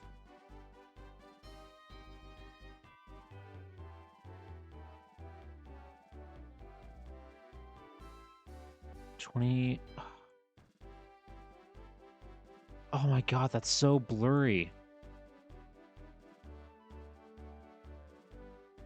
It might be... Hold on, what was the number again? I just want to double check. 2616.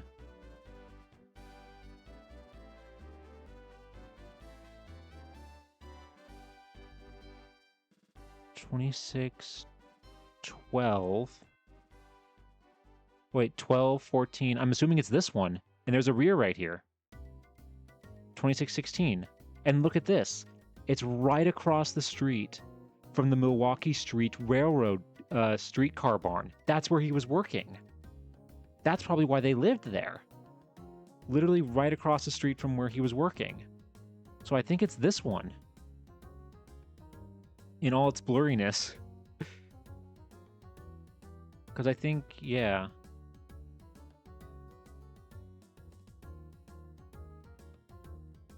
And I'm doing this honestly just based, because again, it's so blurry.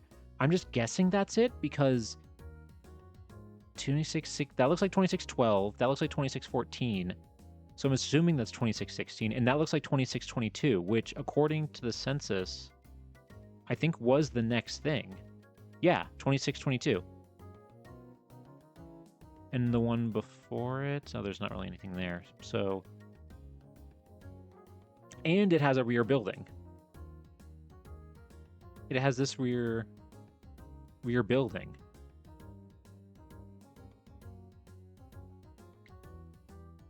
Now, the question is, what street is this today? Because clearly it is a major street. Also, this street over here is Washington Avenue, but this is 26. The map today does not have a Washington. It just is 27th. Wells, Kilbourne, State, Highland, Juneau.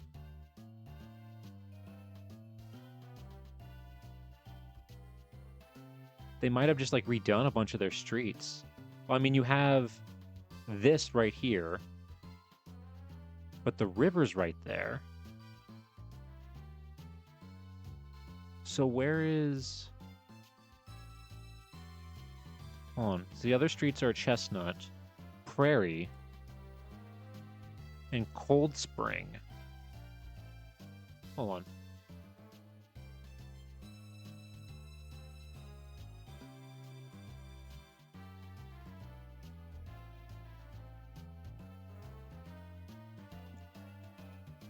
Spring.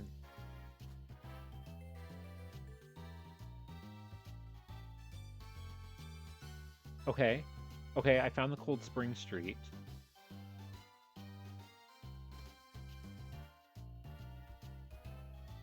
Hold on. Cold Spring Street.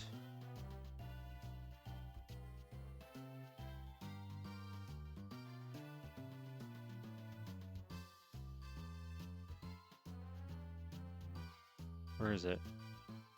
Hold on. 76.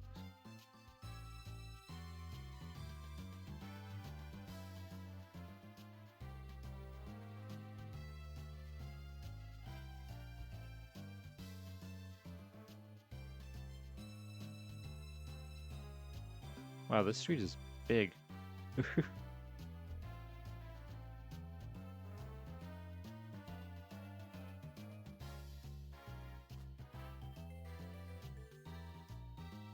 Where is it? I just...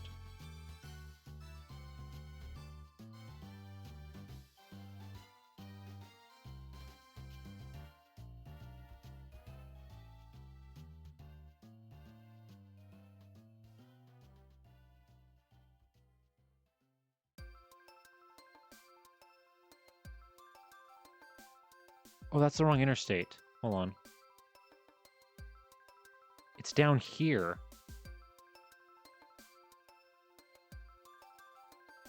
Okay, hold on. So Cold Spring... Here's Cold Spring Street. So that's Cold Spring Street. It turns into what is now Bolivar Avenue. I believe Cedar is now Juneau Avenue. West Juneau in this case. I think what happened... Look, okay, so that's 20th. This is 27th. If this is Cold Spring Road...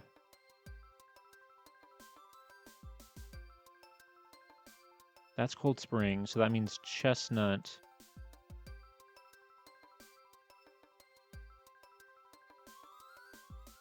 Chestnut and Prairie.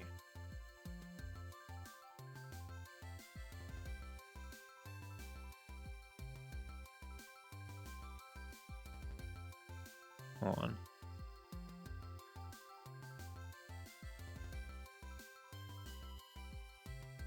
Because if this is...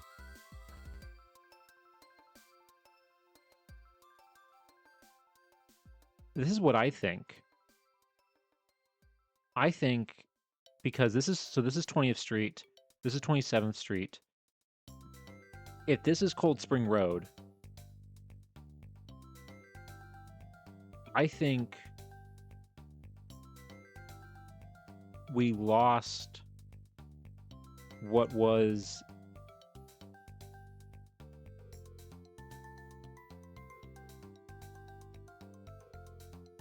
I think we lost what was Cedar Point.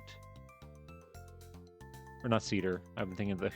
I think what was Chestnut and Prairie might have been eaten up by the interstate. Because this is where it says Cold Spring Road is. Unless this is a different Cold Spring Road. Which is entirely possible.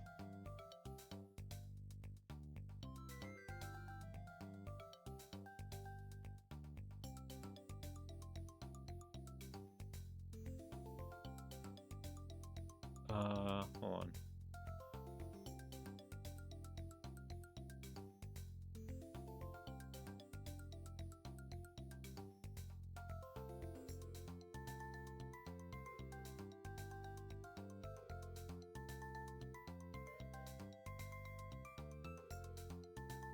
Hold on.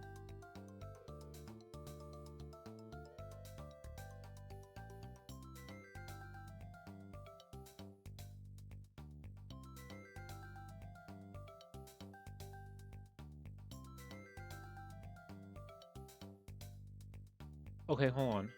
Here's the local article thing that I just found. History of Juneau Avenue, like you just brought up, Marv. Juneau Avenue was originally known as Division Street in Juneautown, east of Milwaukee River, and Chestnut Street in Kilburn Town, west of the river.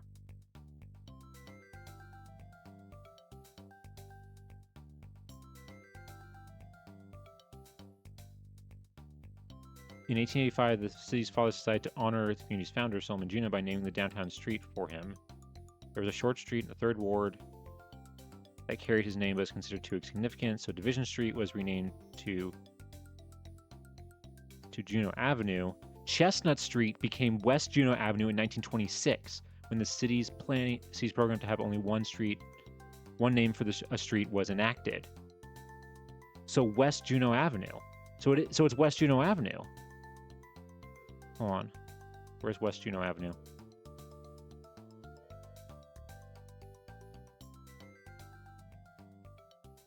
I forgot how to spell for a second. Hold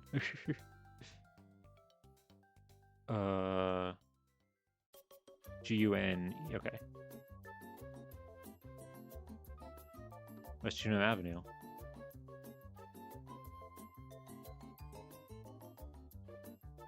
Okay, wait, this is exactly where we wanted to be. Hold on, this is 26th and 27th Street. McKinley Avenue.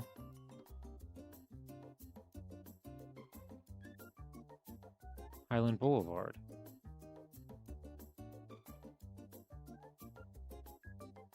Yeah, look, 26. This is it. Wow, that's crazy that it put us right where we wanted to be. That's 2610, which... Let's see.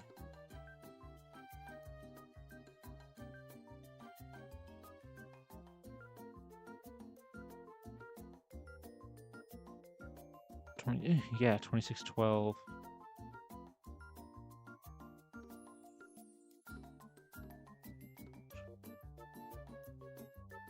It might be this one. Hold on. 2616. That's it. And this might be... I mean, it's probably a garage now, but that might be it. Hold on. I mean, yeah, it's a garage now. But that could be where they were living.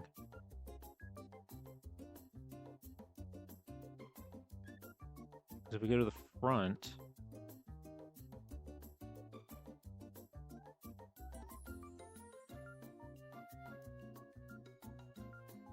26. Oh, wait. Hold on. Ah, dang tree. Hold on. That's a 2618, but there's another... So that says 2618, but there's another number right here, which I'm pretty sure is probably 2616. And that's the building in the back right there.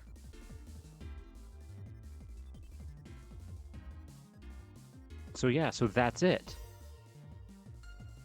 That's crazy that we were able to actually find it. Considering everything was like against us with this one. Wow. Okay. Hold on.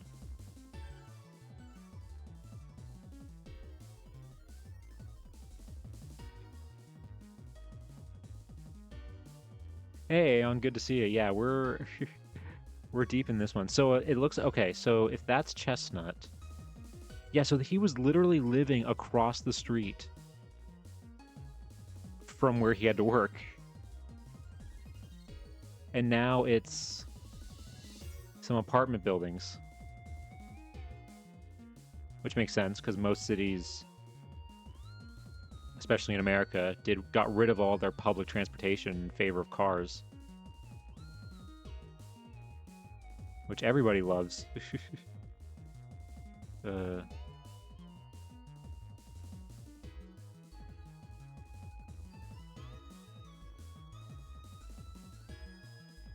Wonder if the living accommodations came with the job. We know they moved. That is possible. I mean, with it being that close, maybe they did have like some sort of like deal to like live there.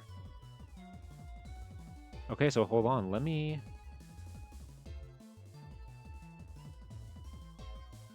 go ahead and mark. Do we have house still exists? The one time we don't have house still exists on our bingo sheet. Dang it. From Zillow, built in 1895. Okay, yeah, that lines up. And because it was built in 1895, it makes it more likely that that building in the back wasn't a garage. It might have been a carriage house, but it could have been like some other side building or outbuilding. Less likely for it to be a garage originally in 1900. So yeah, they would have lived in there when it was like pretty new, only 5 years old.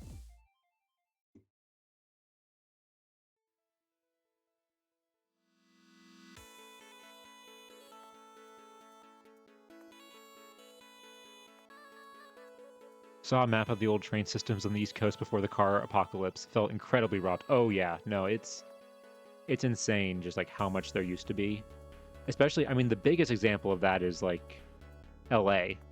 LA got screwed over so bad with that. I mean, that's why they make it a whole plot point in Who Framed Roger Rabbit, if you've seen that movie. Okay, so that's how long it took for us to find just one house.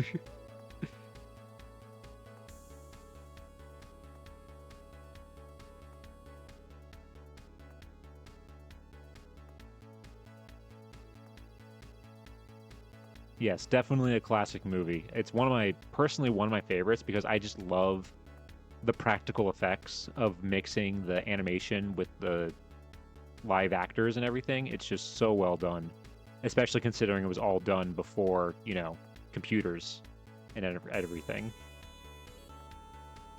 All right, so I don't know how many other houses we're going to be able to find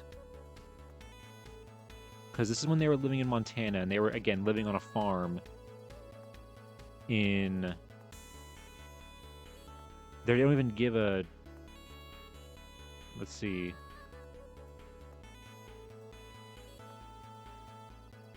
Harrison Precinct in Madison County. Let's look up Harrison, Montana real quick.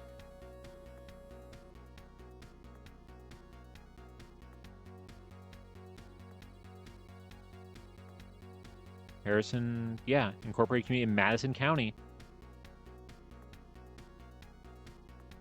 Yeah, they were deep in it.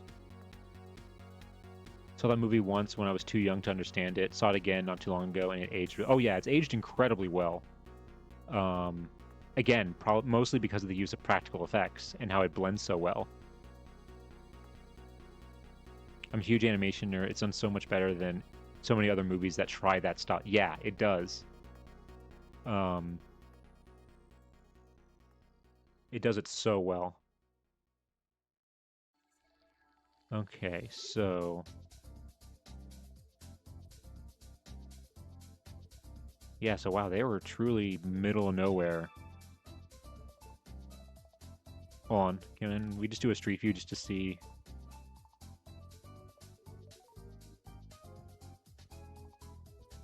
Wow. That's off their main street. Honestly, very pretty, actually.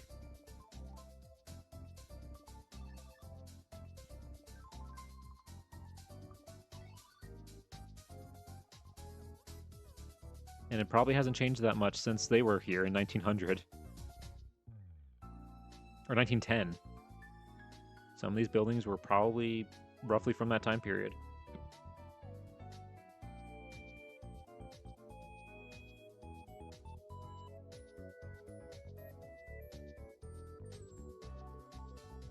Let's see. Okay, so that's the town. Okay, 1920. They're living in Nampa, Idaho. We know they moved there sometime between 1900 and 1910.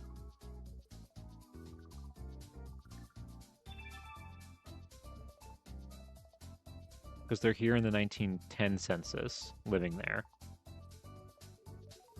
And they're... Oh, wait, they also had a daughter who was born in Montana. Their daughter is 6, and she was born in Montana. So they were probably there, at least in Montana, in 1904. So in 1904, they were roughly there.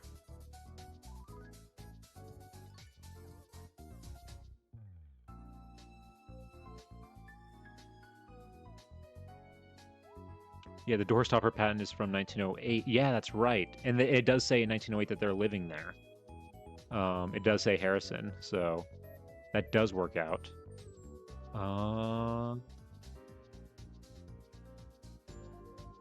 Let's see.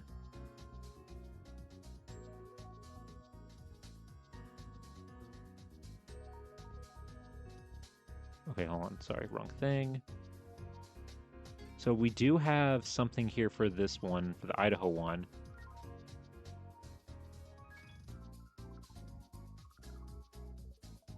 $1920, 9th Avenue, 7... It's either 7... I think it's 712. Like, there's 2 people living in 712, or 2 families living in 712. So let's just look up Nampa, Idaho real quick. Where is that?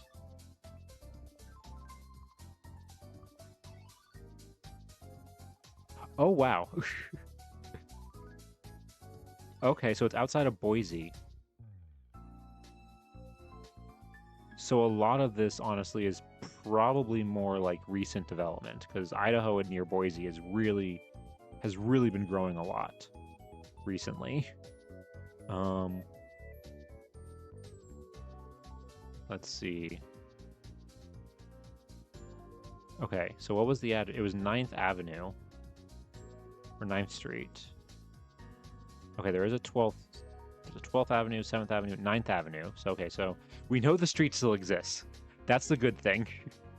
So we shouldn't have to look that up.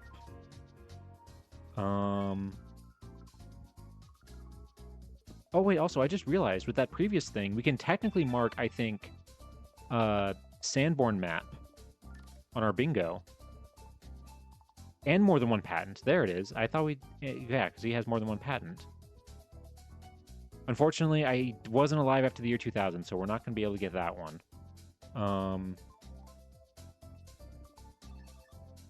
Because it's... Even though I think technically it wasn't a, like, Sanborn, like, specific map, it was still a fire insurance map, so I'm willing to count it.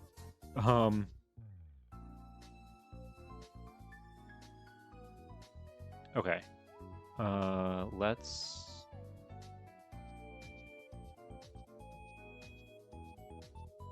go ahead and go back to this. So 712 9th Avenue. 712 9th Avenue.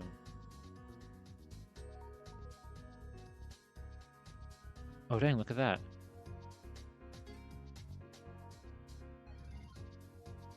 That could be it.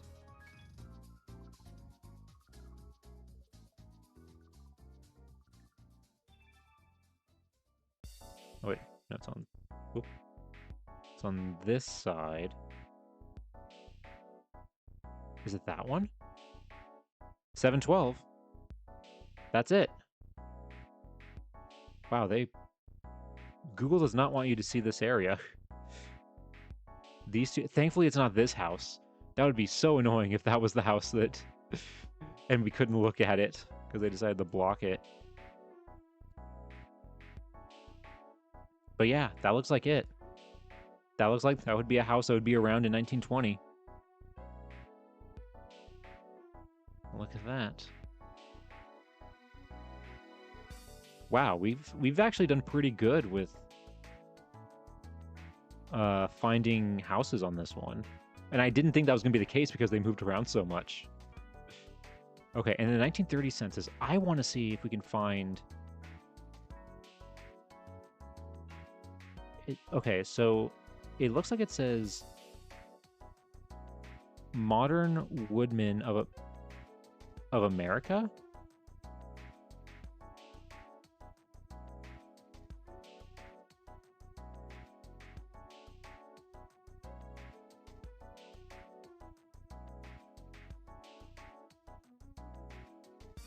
For how blurry some of those records were, I'm impressed we've gotten so far. Honestly, yeah. And this is why it's such a big thing for me with like for museums. If they decide to digitize their stuff, which they should, I'm I am all for them digitizing their collections. If they like their number one priority should be to do it at a good enough resolution that you can actually read them. Because as we've seen, it's so annoying when like you have a big document like those Sanborn, like those maps, and it doesn't matter if you've been able to digitize it if you can't read it. So then you've like I feel like you've wasted time and resources putting it up there when users can't even use them. So like having good resolution is honestly one of the most important things when digitizing material. So I'm gonna see if I can Google this and find it. So it looks like it says modern woodman. So hold on.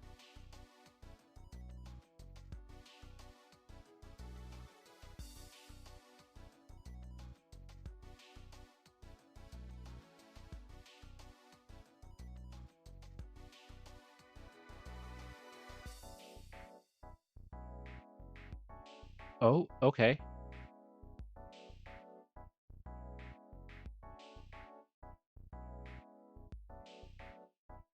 I think sadly it comes to funding when it was likely a volunteer or someone that wasn't paid enough to really check. Yeah, yeah.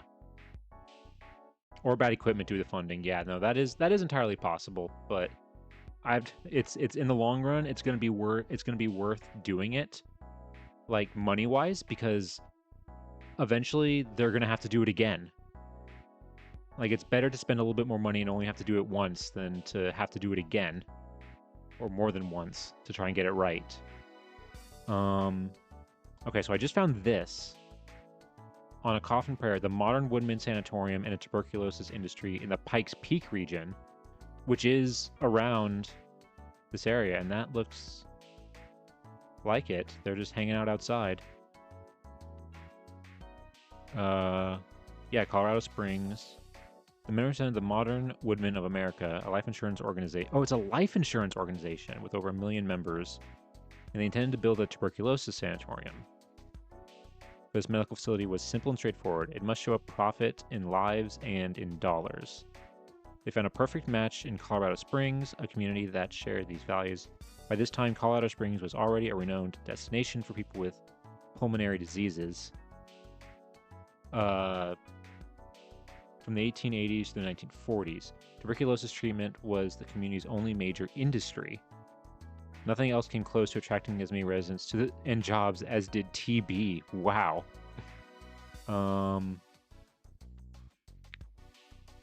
Okay. Okay, we don't have time, unfortunately, to read this whole paper, as much as I would like to.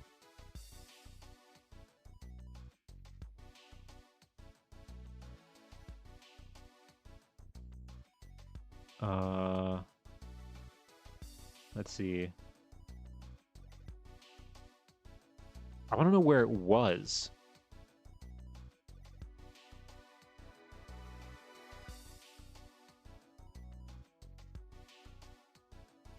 A timeline of some of the major Colorado Springs sanatoria. So there was more. There was multiple.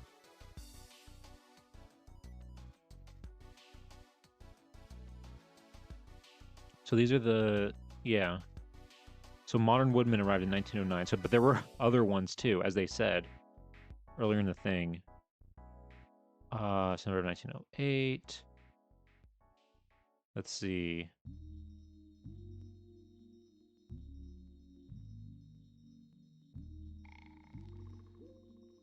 Let's see.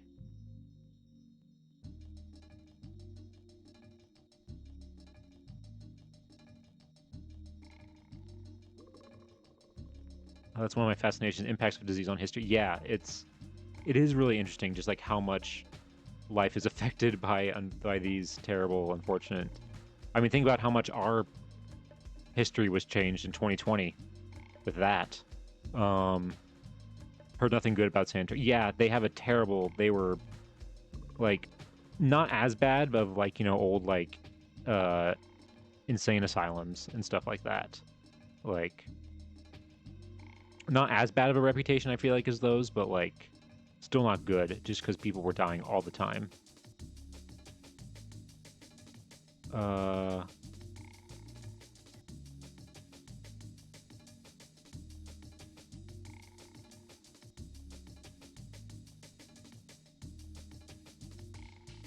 Oh, the MWA Sanatorium operated for 39 years and served over 12,000 men.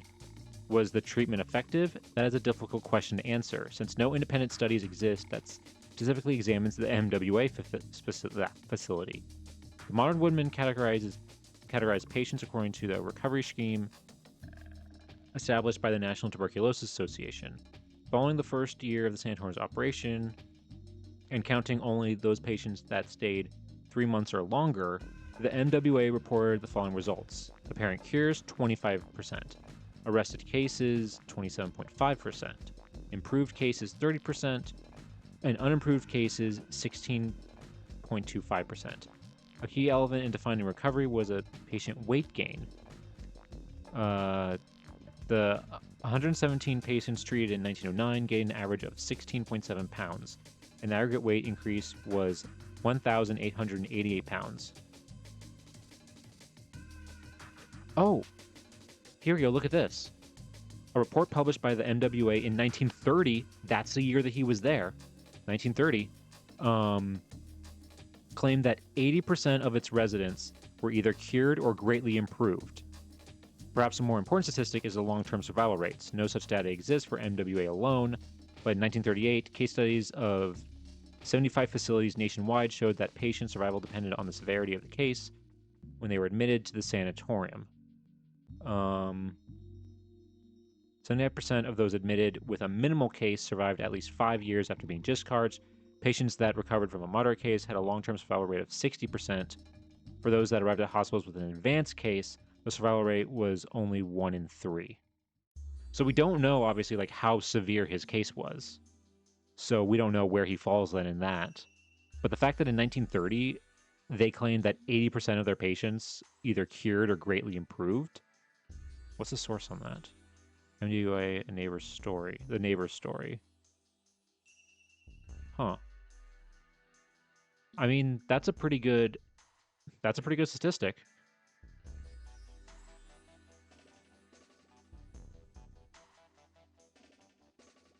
Yeah, exactly. He was a positive statistic.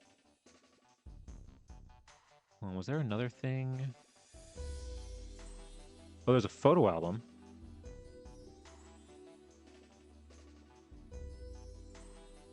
Okay, wait, hold on. Here's some photos of it. That's it. Oh, look at that. Okay. They had like tents for them. Like individual tents.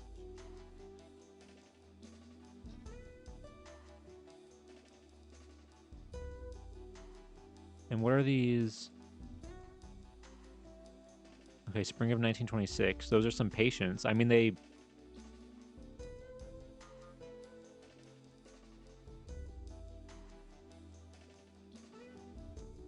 look like they're doing pretty good.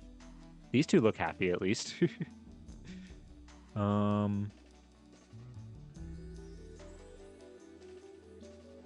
do I have to click on like each individual one?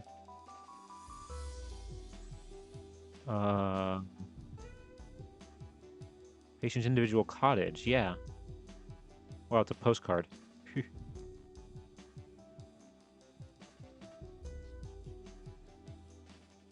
Yeah, so each person, that's probably honestly why they had such a good success rate, is that they actually isolated their patients and didn't have them just like, you know, all in one giant room, you know, in a giant building.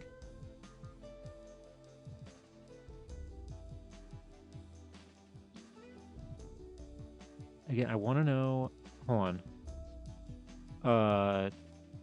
With the advent of modern drugs to treat TB after World War II, the Woodman Sanatorium closed in 1947, and the land and buildings were given to the Sisters of St. Francis in 1954.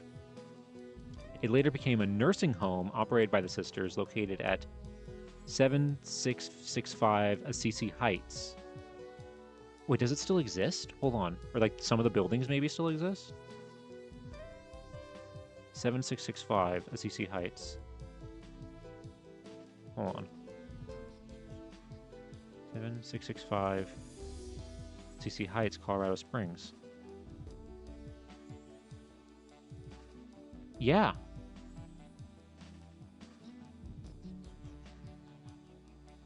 So obviously they don't have the cottages anymore.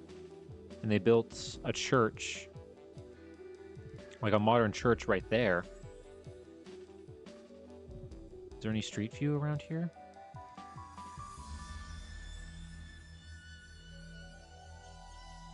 Maybe over here? Oh, no, that's the interior of, like, the... I want to see the exterior. This is, like, of, like, the church grounds and everything. Oh, here we go. It's a little, like, hard to tell, but... that looks like it could be, like, one of the original buildings, just based on style. That's obviously the modern church.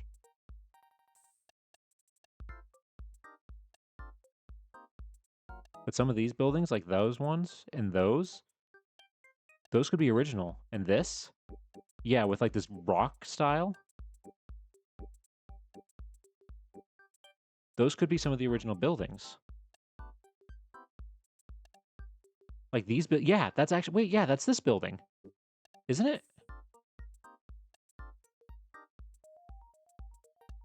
That looks like it.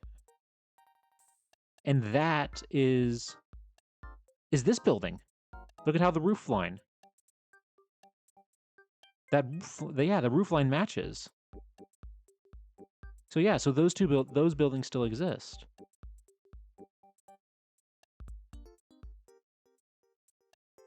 So yeah, part of it does still exist.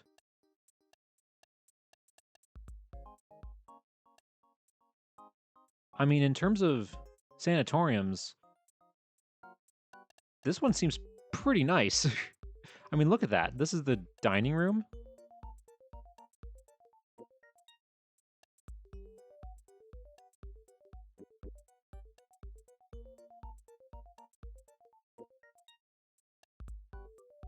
Like, that's dining room.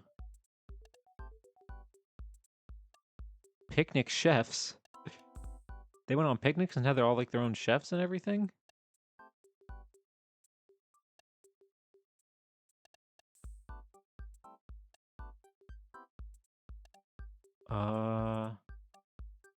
Is this all the photos, or are there more? Sunday school. Entrance to Cave of Winds.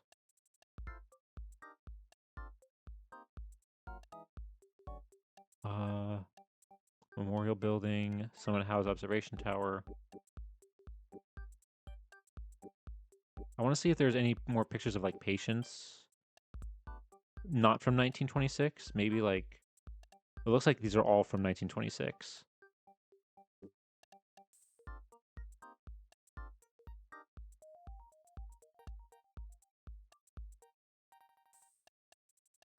Presented by neighbors of Monroe County.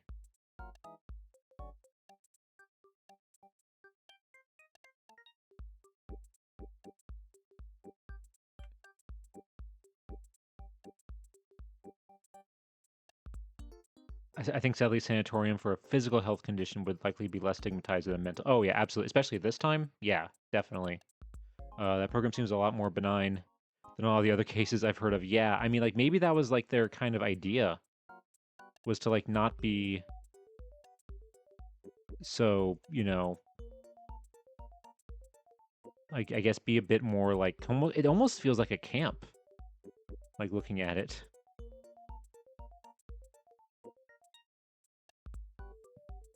Also, it looks like it's, in terms of patients, it seems to be like almost always men.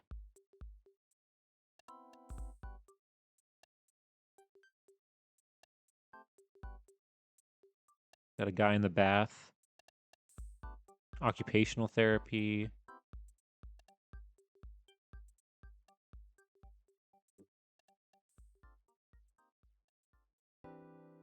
This must have been, I guess, man in iron bed identified as Frank Bartowski. Yeah. Yeah, it depends on where this photo album came from.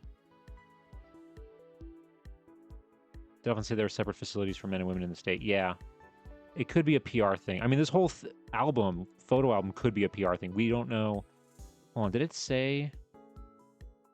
I need to go back to like the collection description when I'm done looking at these and see if we know where this album came from.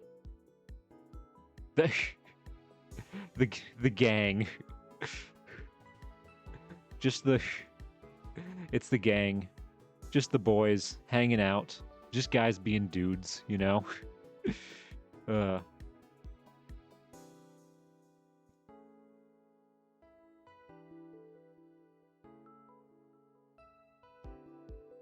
Slim O'Connelly, Dr. Fred, William E. Kelso.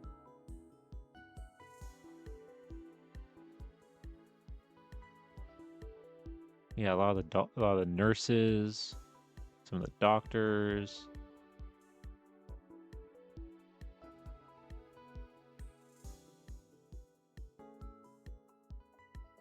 There's more at Rhett. That is a squad right there. Yeah, exactly. Slim. Is he a waiter? Yeah, he looks like he might be one. Yeah. Slim. I wonder how we got that name.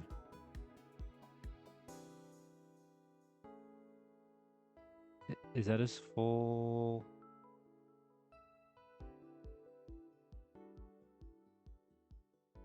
Okay, it says photographer unknown.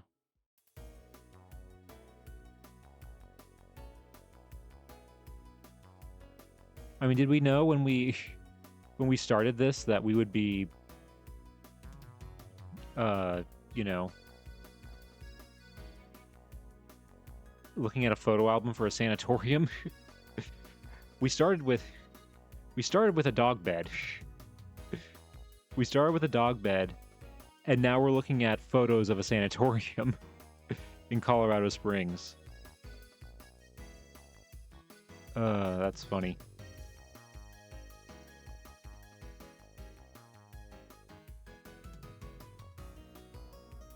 Okay, variety of images, facility and staff.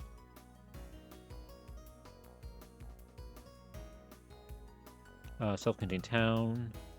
Actually, region that cared for suffers tuberculosis. Sanitarium was.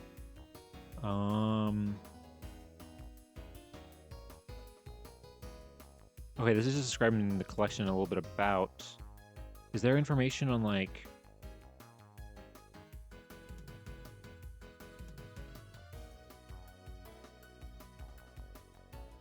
There's no other information about the collection.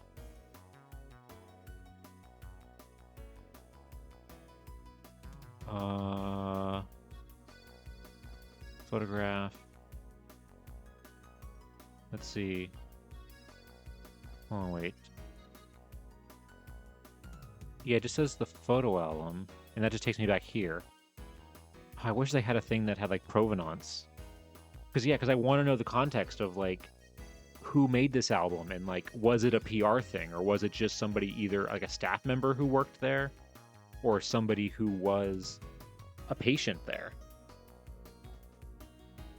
Considering they get a lot of pictures of, like, the nurses and them, like, kind of, like, posing and stuff, it makes me think it was either an employee, either for their own personal, like, collection, or it was a PR thing.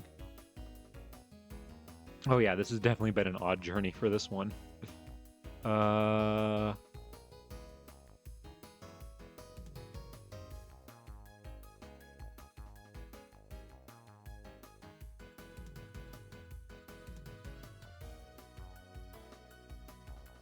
Okay, wow. This is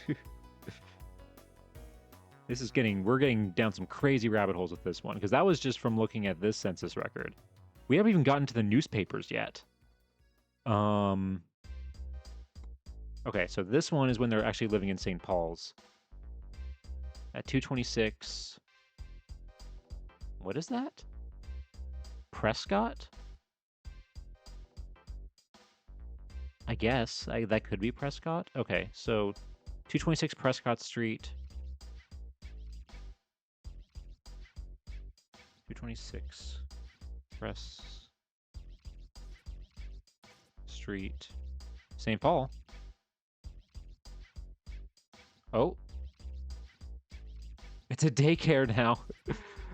Hold on. I think that's it.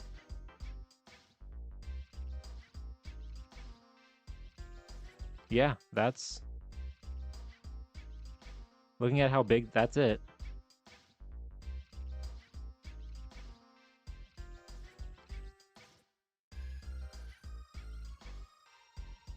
And that definitely, because this house had a lot of people living in it.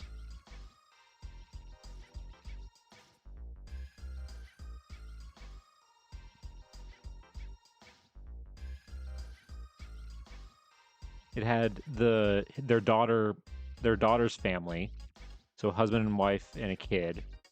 Then the two of them living together, and then two lodgers too. And I mean, it looks like a big enough house that could be the case. So wow, I'm considering how many different places these people lived and how many of them were in like the countryside. I didn't think we were able to find this many like places that they lived. Okay.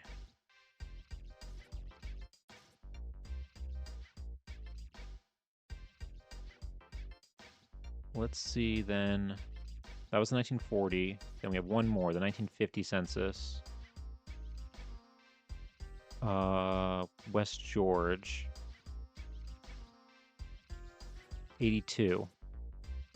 So 82 West George in St. Paul.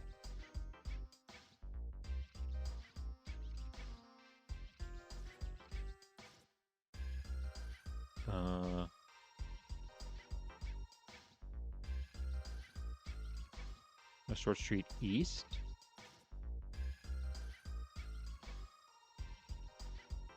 Is there a west?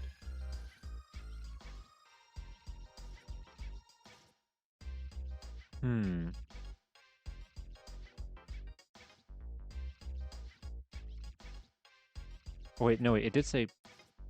Wait, hold on. Didn't it say...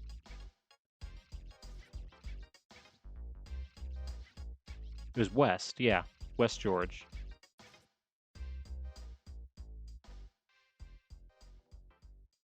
So we want the west one. So it looks like it was on this lot.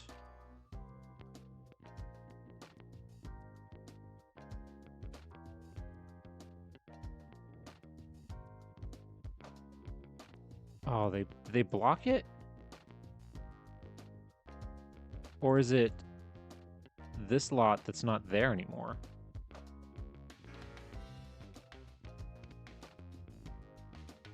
I think it's this one. Because the one directly next to it... Or is that 84? Hold on. What does this one say? Okay, yeah, no, that's 84. So yeah, so it's this. We're being blocked by Google. We're being blocked by Google from seeing this thing. Come on now. Ah, dang it, we were so close.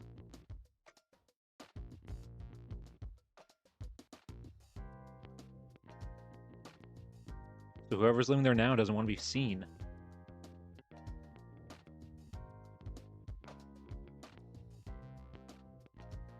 I think we might have to go to a Sanborn map.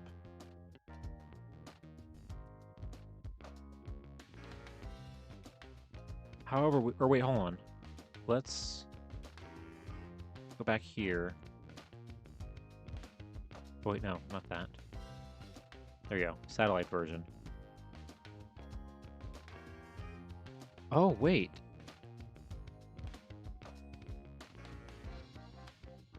on the satellite version, there's nothing there. But if we go here, that's March 2023. 2011. It looks like there is actually a house there. There's like an entryway with like stairs and stuff like that. But this from March 2023, that's gone. So the house was there recently. Well, maybe if we go a little bit further down, we can kind of see it.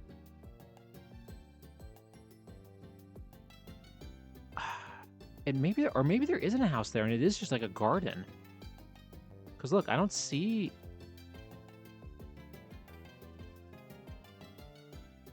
anything like. Yeah. Oh yeah, no wait, yeah, it looks like it is just a garden. Or there is like something like kind of back there. Hold on.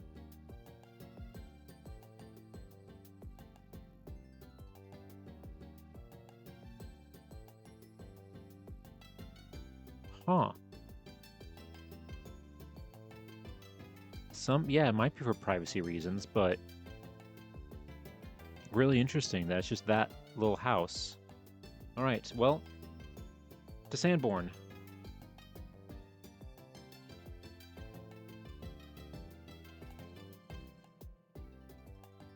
All right.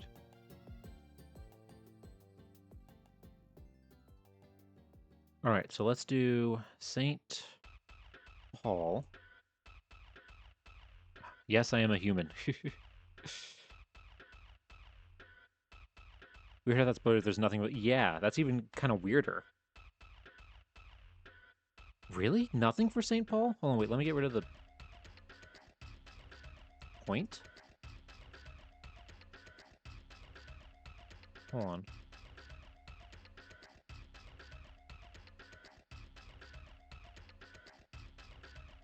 Okay, I had to do it entirely. Okay, what's the latest one that we have? Let's just do available online. And let's do 1939. Yeah, because that's gonna be the closest, because this is... Oh wait, no, hold on. Because it was the 1951 that they lived there. What's the 1951?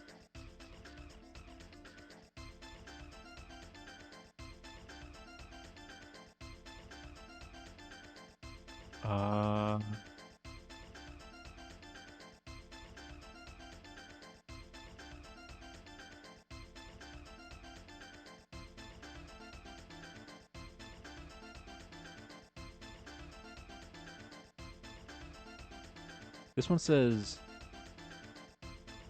1904 to March 1950?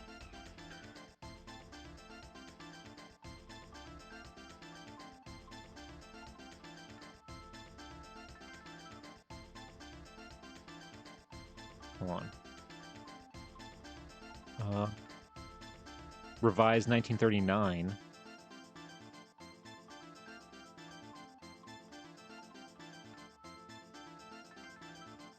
Okay, so this is, I mean, it's 1939 is late enough that I think it should be in here.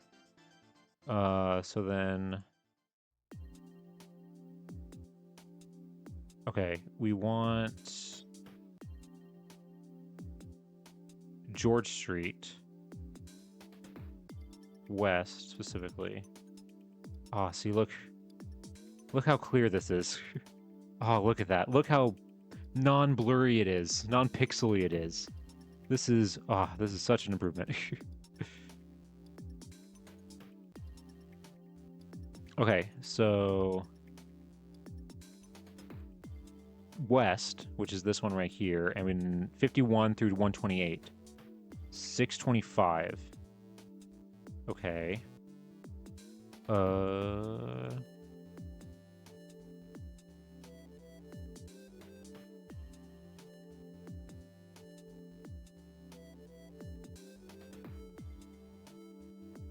What is 625? I think I just need to go to like kind of like a random one and just kind of see. Okay, so that's 607.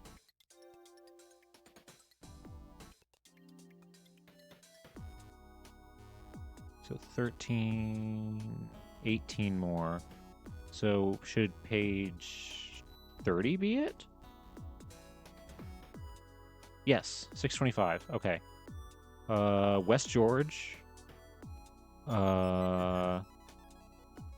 88, 82.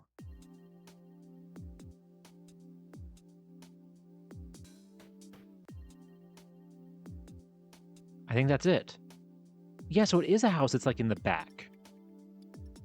It's like far off from the street. We've been hitting a wall evening. I'm going to go ahead and head off. Hey, yeah, no, thank you for being here, Cottagecore. Hope you have a good rest of your night. Hope you have a good sleep. But thank you for being here. Yeah, you've. It's always good seeing you around here. I hope to see you next time too. Have a good night. But that does show that there is something back here that they don't want us to see for whatever reason.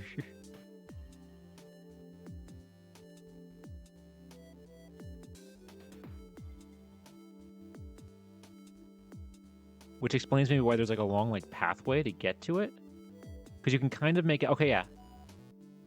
There's a little bit, you can see like a tiny smidgen of the building right here. So that's it. It was there in 2011. But it looks like by 2023, it looks like it's gone. Because the entrance like way and all that is gone. All of the like steps and stuff. And then if you look above, there's nothing back here like at all. When according to the Sanborn map, it should line up with this building right here. Yeah, right there.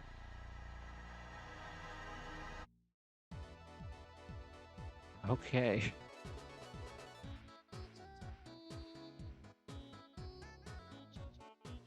The only other place, because yeah, we have 82 West George, which is the one we just saw. The only other one that we want to look up, I want to look up real quick, is this one, 197 West Robbie,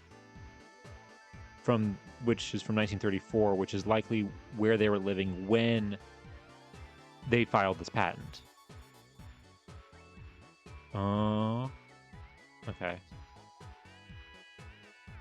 So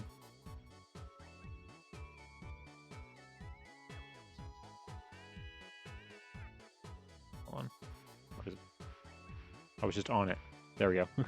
Okay, 197 West Robbie. 197. Oop.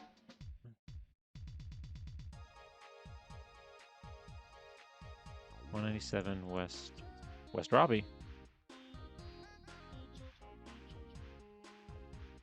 Okay.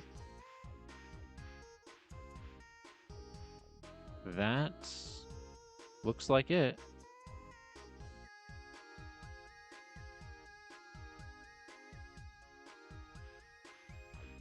$197. Yep.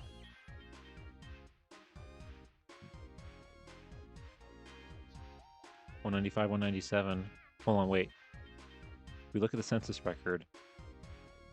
Oh no, it's a city directory, so we can't really tell if it was a duplex at the time or if it was just this one building. But that looks like that's probably it right there. Yeah. 190, 197 West Robbie.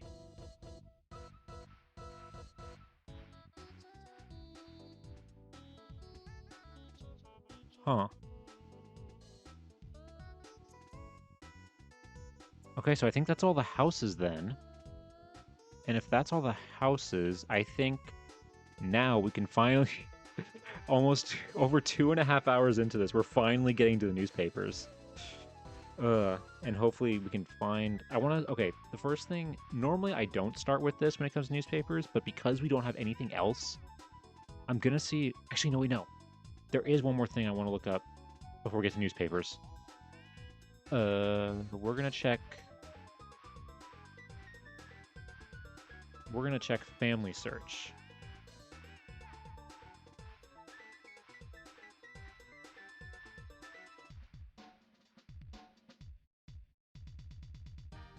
We're gonna do family search real quick and just see if there's anything else there.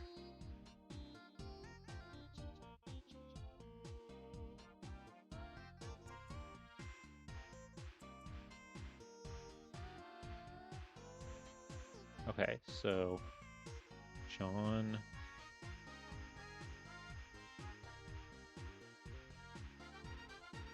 Bins.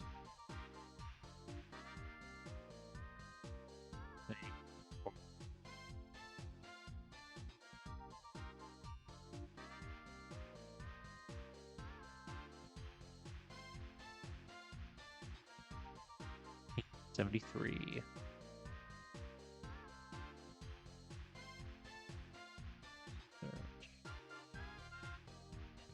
Okay.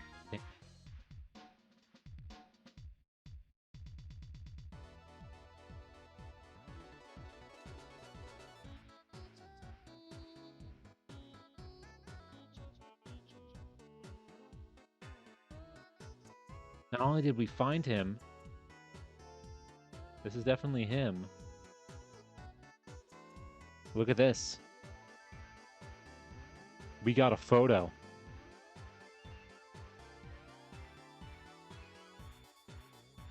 Oops, no, I don't want to edit his, but we got a photo. Wow, yeah. Somebody has filled out his thing. Wow, look, and almost all of his siblings.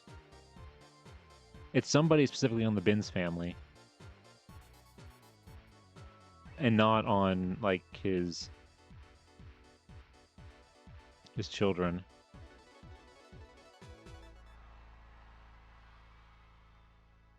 Bernice and Ivora. Okay, hold on. Let's look at these sources real quick and just see if there's anything new. Let's see. Did we see... Yeah, I think that's the same thing that we saw before. Found some marriages. Yeah, we saw that. Census record. Yep. World War I draft card. Yep. Yep.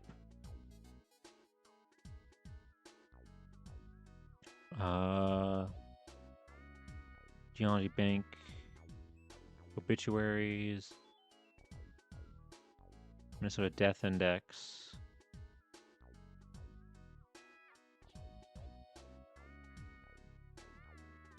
Yeah, nothing. No death certificate. I was hoping that we would get a death certificate because sometimes family search is good for like getting things like death certificates, but look at this.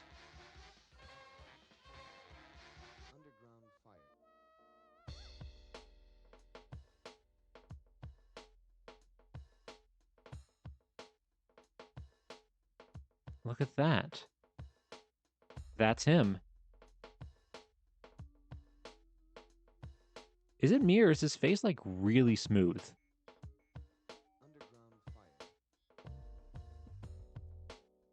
Does that like look like it was edited almost?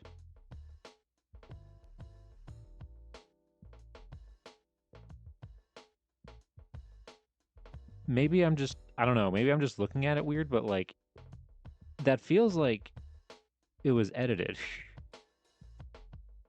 Okay, so we have that one. We also have this one, which, oh wow, okay. John G. Binns, taken in his early 20s. Okay, not really weird pixel quality with that one. Oh yeah, and this is the birth certificate that we already saw. The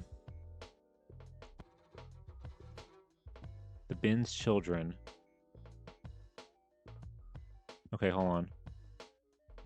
John George Binns. According to my grandfather's birth certificate, he was named John Joseph Binns. He was born 22nd of March 1873 in the town of Preble. His mother's name is given as Maria Minnich. And date of registration is given as 18th of March 1876. Whether he was mistaken on his middle name or in the confusion of a late birth registration, there was a name change is not known. Whatever, he always used George as his middle name. Huh.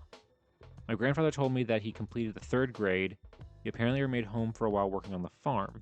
From stories he told me, I gather he left home in his early teens, 15, 17, and went to work in the lumber camps as a cook and as a lumberjack. He also took up boxing, and about this time, and made a credible mark for himself. He was short and stocky and very muscular. As a result of his boxing, both his thumbs had become disjointed. Wow. He went west as a young man. I'm not certain as to his age. However, he told me that he rode the rods, a euphemism for hitchhiking a ride on a freight train.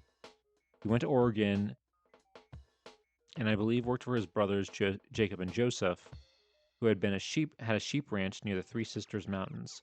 He also became very adept at training wild horses while in Oregon. I'm not sure when he returned from Oregon to Wisconsin, but he had become a streetcar conductor for the Milwaukee Transit in that city. Yep, there we go. How long he worked as a conductor, I do not know, but he married Anna Justina DeKelver on November 15th, 1899, when he was 27 years of age. After his marriage, he went to Gilt Edge, Montana, and went to work as a coal miner. He was severely injured with a broken back in a mine cave-in. It was necessary for him to ride into town on a load of coal to obtain medical assistance. Wow, he had to ride on the coal. That's crazy. His back gave him frequent problems from that time on.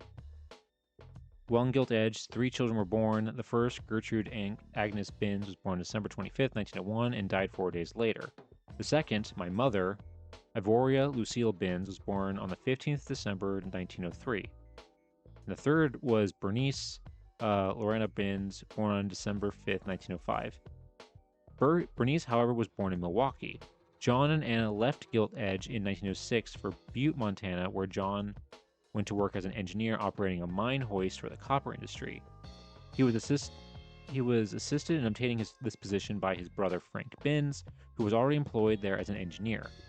John and Frank were always very close as brothers. While working in Butte, John would use his weekends to look for a potential 160-acre homestead in Montana. He usually went to Sappington, Montana, the local train stop near Harrison, Montana, to survey potential sites. We know, Harrison. That's where he was. He finally located one several miles northeast of Harrison. The land sloped to the north and had 2 springs. He filed on this land, and in 1907, moved to the vicinity of Harrison. Okay, so that's why by the 1910 census,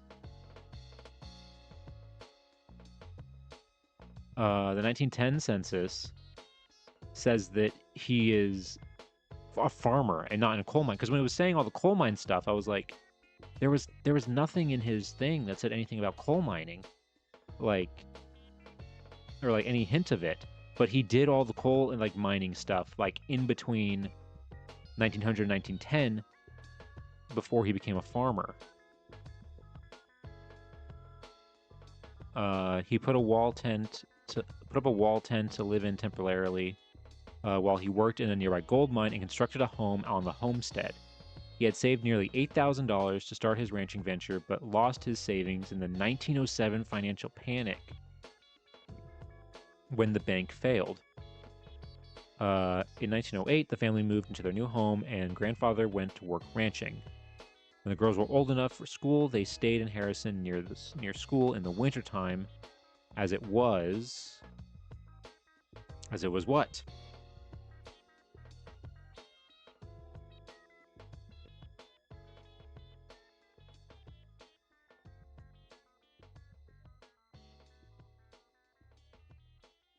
Is that all we have? Do we not have the second page?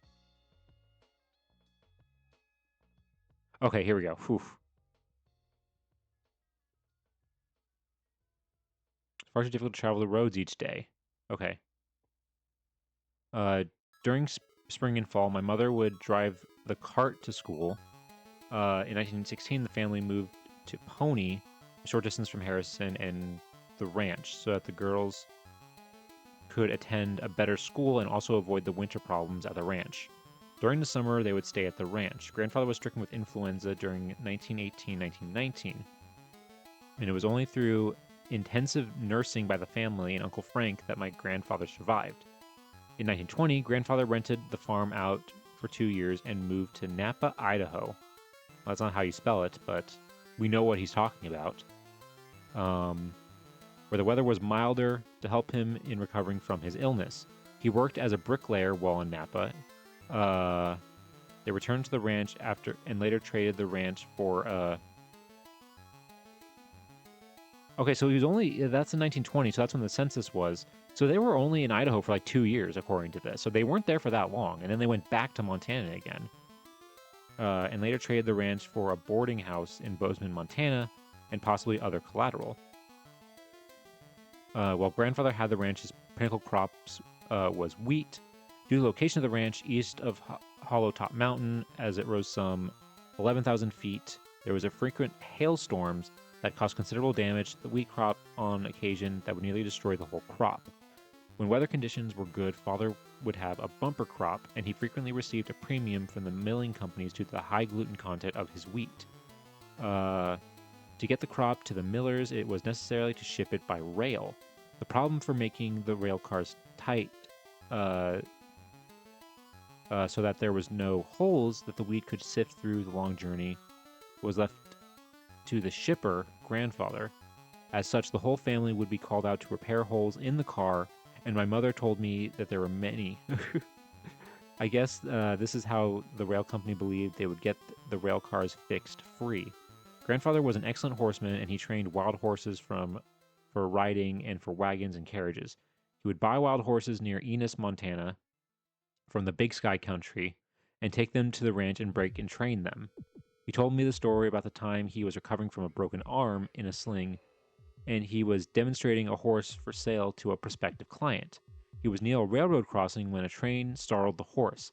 It took off up the railway cut, and grandfather had to outrace the train to a spot where he could get out the cut, uh, like having one arm tied behind your back. At one time, grandfather and Uncle Frank owned a saloon in Harrison. Uncle Frank ran the establishment. I first met my grandfather in 1929 when I went west on a vacation with my mother and her sister Bernice.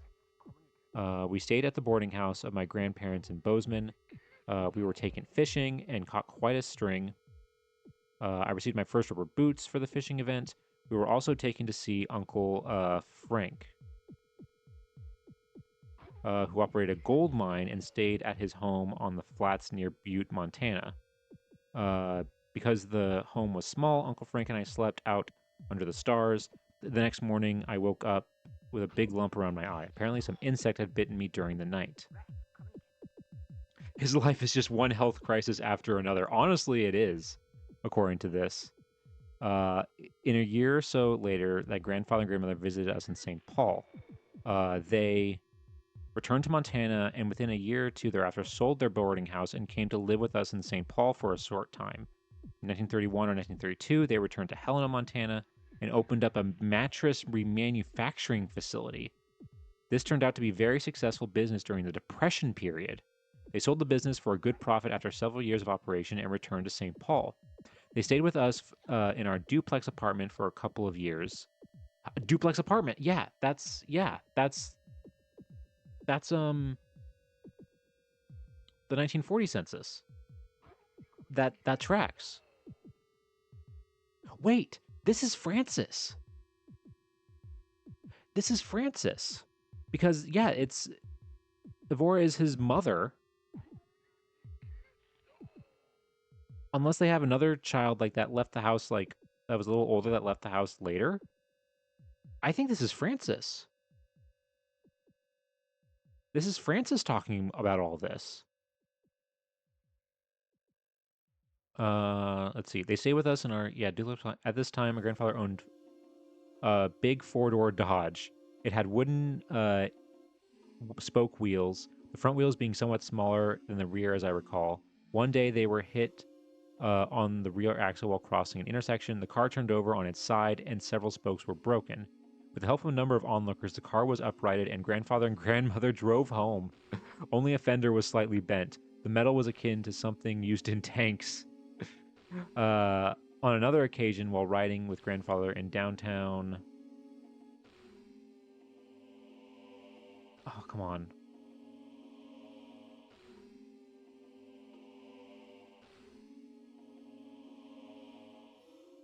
Oh no, it stops there. We don't have the other page. Ah, dang it. Ah, I hate cliffhangers. What's crazy though is that there's no mention in here at all of him going to the sanatorium, because that was in 1930. And because he says here in 1931 and 1932 they returned to Helena, Montana. So there's nothing in here. I wonder, maybe he was a kid at the time, so maybe he didn't know, because he first met his grandfather in 1929. So in 1929 he wasn't in the sanatorium. We know that because he went on vacation and met him when they were living in Bozeman.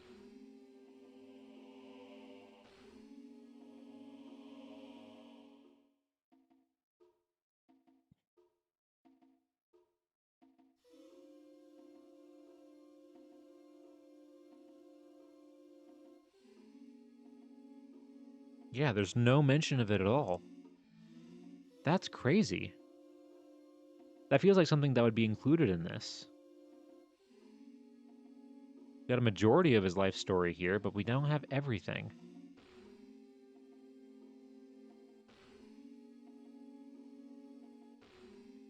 By Frank Lavicott.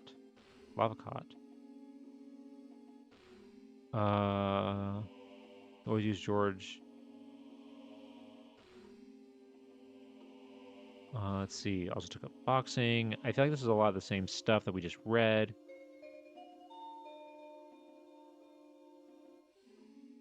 Oh, come on. We don't have... It talks about, like... Yeah, big size country. Okay, some of this is the same.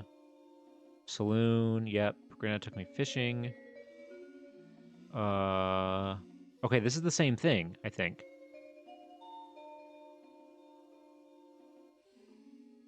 Should my visit grandfather. Oh, here we go.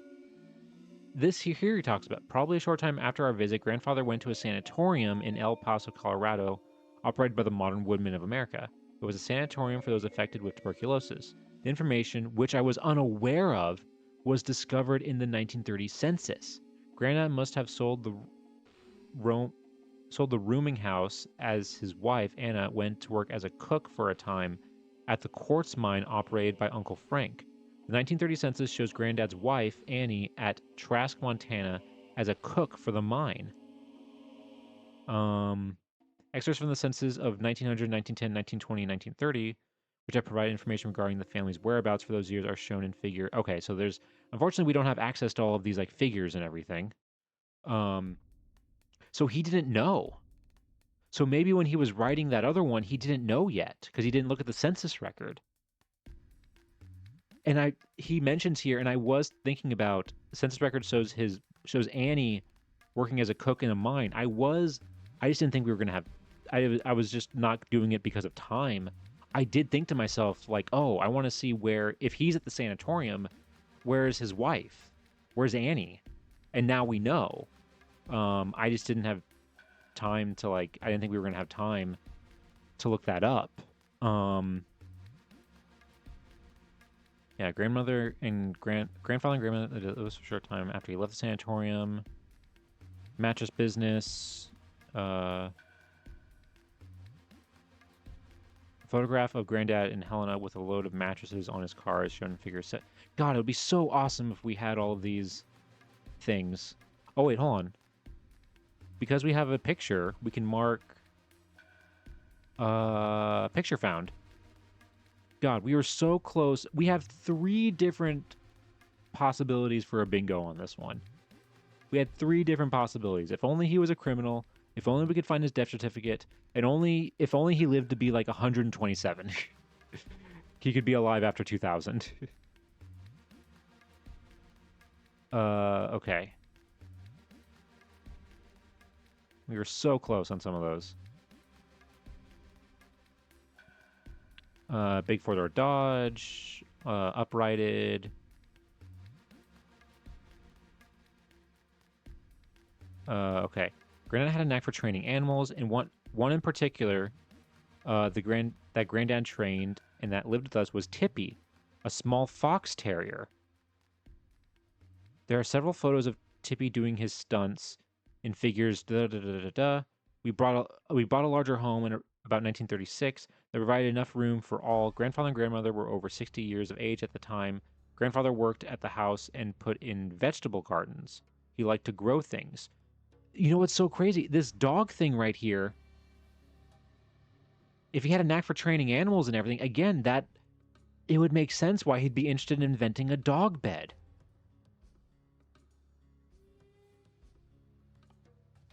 And you know what? He says, hold on, what kind of dog was it?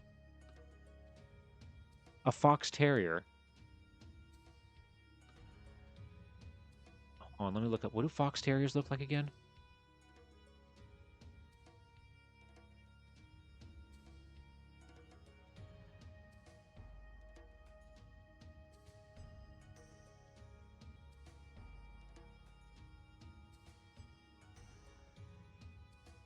Okay, those are fox terriers. That kind of looks like the dog. Yeah, because they have like a small tail. I think he probably drew that maybe like based off of his dog. Off of Tippy, because he had Tippy in 1936, and this was filed in 1935. I think this might be Tippy. Look at that. Also, there's nothing in this thing here talking about like the patents.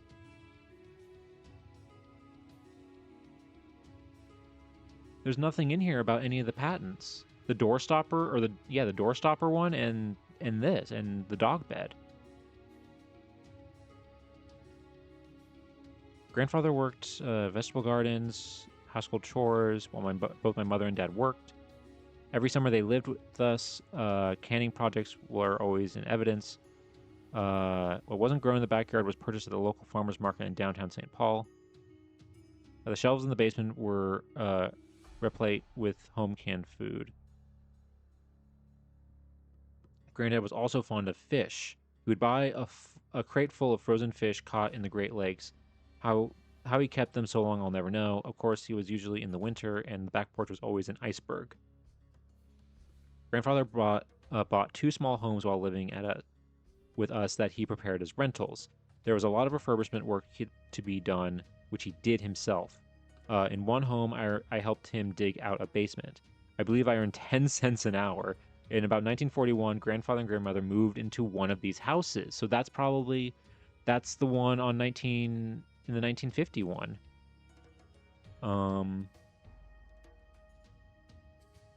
Grandfather was very inventive and... Oh, here we go. Grandpa was very inventive and filed and obtained 2 patents. One was for a very clever portable door lock, and the other was for a unique dog bed. The lock was created out of an experience where he had been robbed in a hotel room many years previously. The lock was truly tamper-proof and could be carried in your pocket, being only 3.5 inches long, 1 inch wide, and 1/4 inch thick, about the size of a good pocket knife. He sold many of these house to house and utilized a model door that he built to demonstrate how the lock worked. The lock idea was copied by many others when the patent ran out. A picture of one of these locks is shown in figure... Wow, so he actually made it and sold it. God, thank you, Frank, for giving us this guy's entire life story. From their experience in mattress remanufacturing, they had the equipment and know-how to patent the dog beds. I didn't even think about that. Of course, they had the mattress. If they had the mattress, I think we have to change something on our bingo. I think we have to get rid of unrelated job and have to change it to job related to patent. Because they owned a mattress thing. They owned a mattress factory. So it would make sense then that they would have the ability to work on and make a dog bed. It's one of those times where you have to like reverse one of our. Thank God we actually didn't get a bingo from that one, because that would mean we have to get rid of it. Know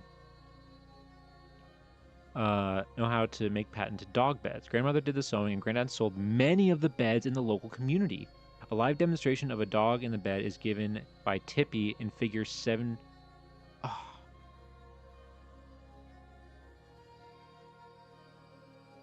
God, I wish we could see these figures. I wish we could, because then we can see a picture of the dog bed. Woodworking was a hobby of father, and he won many first place prizes at the Minnesota State Fair. Particularly impressive were his inlaid wood canes, made of a variety of wood species. Every cane had hundreds of handwritten carved pieces glued together, then sanded and varnished. A solid steel rod was at the core of the cane to provide strength. I have one of these canes in my possession. A copy of a newspaper article describing his work is provided in figure 733. Okay, so maybe we can find a newspaper article talking about it. We also have candlesticks and lamps that he made and small animal figurines that he carved. He was a good violin player and was self-taught. He also liked to jig and demonstrated his ability frequently, even at 70 years of age. Sauerkraut was a delicacy for him, and he used to make large batches of it in a 5-gallon crock. Shredded cabbage, salt, and vinegar. I can still smell it. Another delicacy was dandelion wine. He would gather hundreds of thousands of the blossoms and make his wine. One day while visiting him at his home, there was a small explosion in his basement. His dandelion wine had worked and blew up the small cask that he had it in. What a mess. Grenad's wife, Annie, had taken a tumble on the stairs leading to their basement in August of 1954. We believe she must have fainted as she had an incurable cancer that must have been very painful. Oh. She was taken to Anchor Hospital in St. Paul, Minnesota, where she died on November 2nd of that year. Her death certificate is shown in figure 734. Grandfather continued to living at their small house at 82 West George Street for a number of years after his wife's death. Time had taken its toll, and with a failing memory and inability to care for himself, it was necessary to eventually sell his home and have him take up residence at the State Hospital in Hastings, Minnesota in 1959. His health continued to fail, and he died on January 23rd, 1963, of bronchial pneumonia. He was 89 years of age. His death certificate is shown in figure 735. Granddad and Ann are both buried in Resurrection Cemetery in Mendota Heights, Minnesota.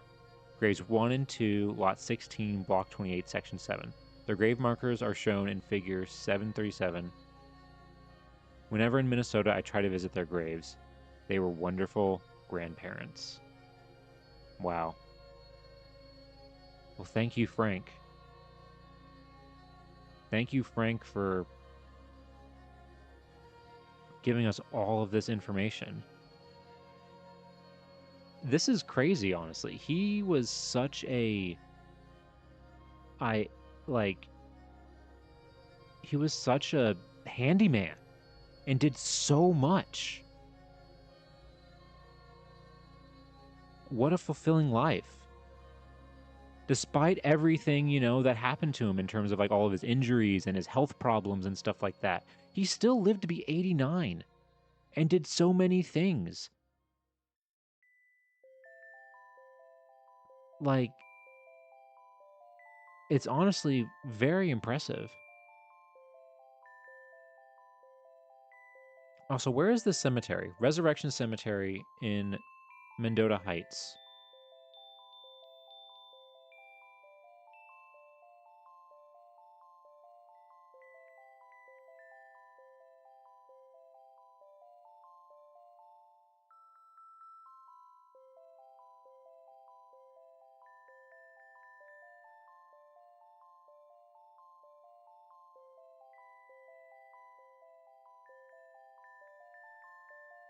Okay, hold on.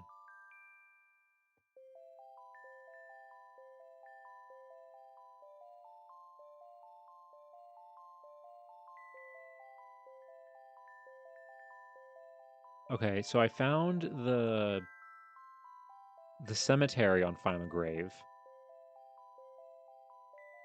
The cemetery on Find a Grave, but when you search Binns under that, you only get James John Binns and Margaret Ann Derbola Binns. Uh,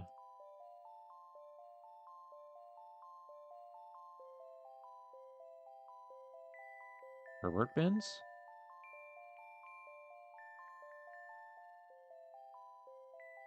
Yeah, they're not in this record.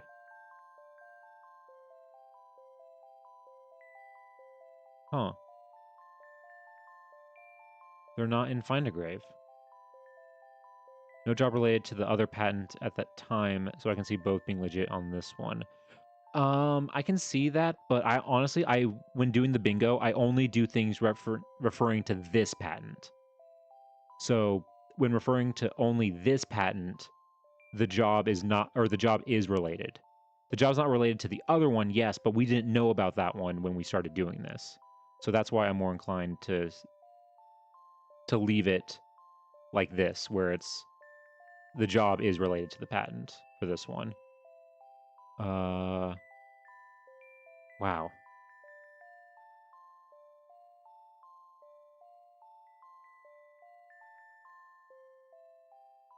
That's crazy.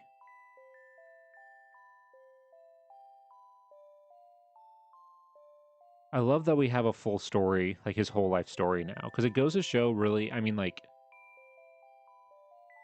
how there are certain things, I mean, like, all the, like, personal stuff about, like, all of his crafting and his gardening and the work he did, like, building, refurbishing houses and stuff like that. His work with animals. Who knows if we would have, like, known that without this? It just goes to show how much, like, personal stuff is lost when you do this type of research and you only go off of just census data and like property records and stuff like that. There's still so much information that's lost.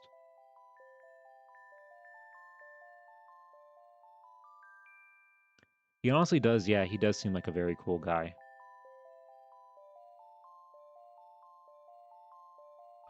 Okay. And we learned all of that, but I'm still gonna try and even though I feel like we learned everything we possibly could about this guy from just that one thing, let's just see if we can find uh some newspaper articles about him. I'm gonna put specifically John G.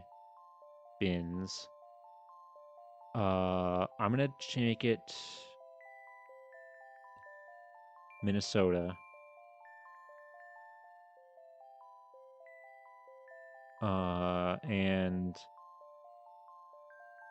let's do 1930 to 1963.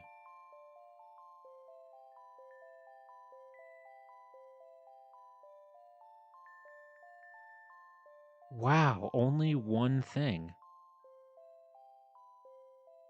1936. Hold on, wait. What is this? Northwest Patents. John G. Binns, St. Paul, Minnesota. Dog bed. We got our we got our patented a newspaper. Look at that. Patented newspaper. Oh my god. If only he was a criminal. uh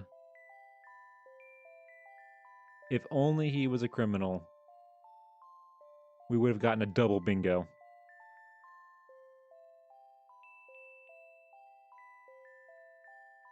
Dang, why'd you have to be a law-abiding citizen? Why'd you have to be a pretty cool guy, John?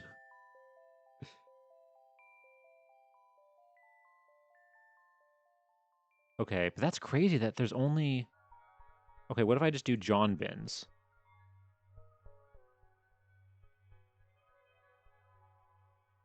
Okay, hold on.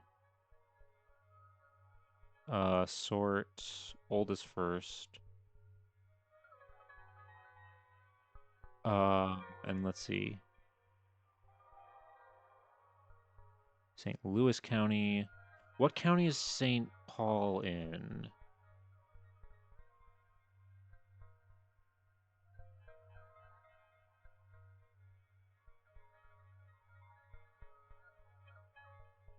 Oh, Ramsey. Okay, thank you. Thank you, Marf. I was just about to type that into Google. All right. So Ramsey.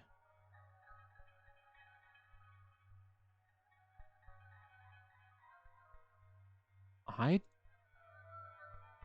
Is there nothing for Ramsey?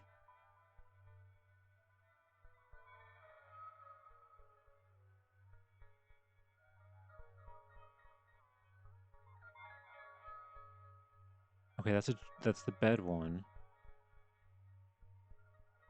A lot of these don't even look like John Binns. It looks like. Wait, hold on. Okay, here we go. Well, that's Minneapolis.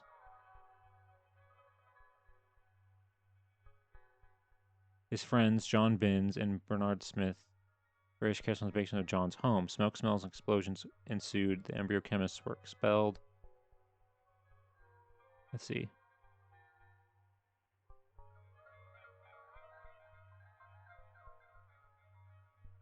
Let's see. St. Paul's paper in the St. Paul Pioneer Press. Is that one of the ones that's on this website? Hold on.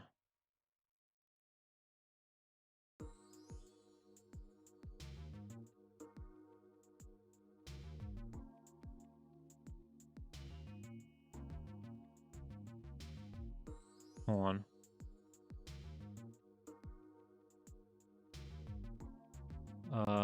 Let's look specifically.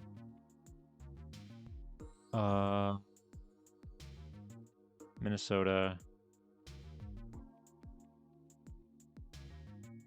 newspapers.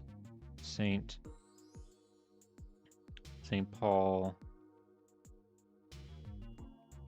Pioneer. Okay, St. Paul Pioneer Press. There's only.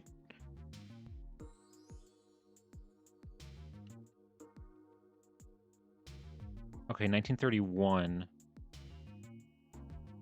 and 1930. This looks more.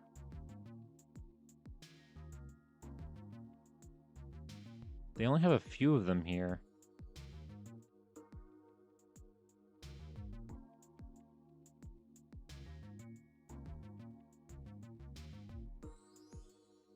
Hold on.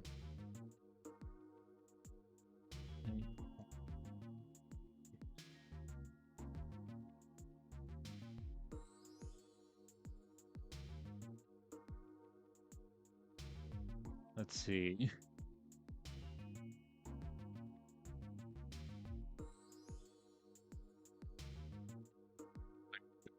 Minnesota Historical Society does have the Minnesota Digital Newspaper Hub.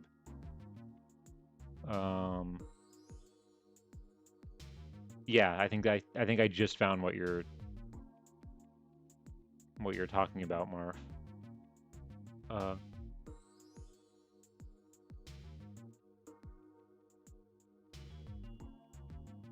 Let's just see real quick.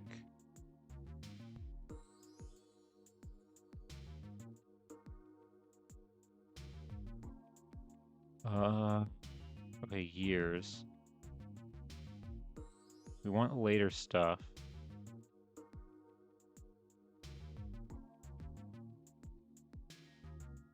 Okay. Now it says the titles.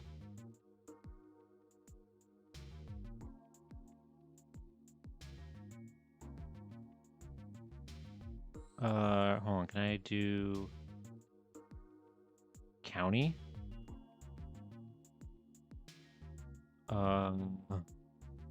Okay, Ramsey.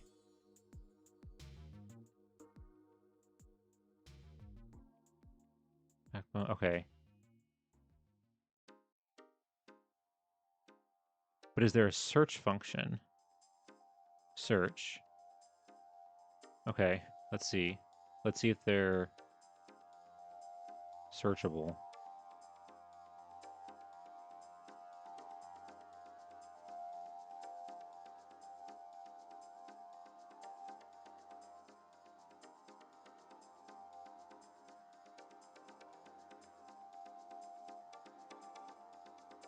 Okay, we do have some stuff here.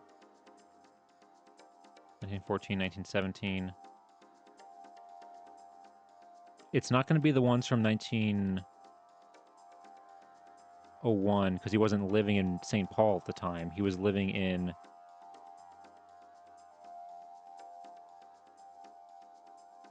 It's not until 1930 that he moves, so it's only going to be these two that are actually going to be him, possibly.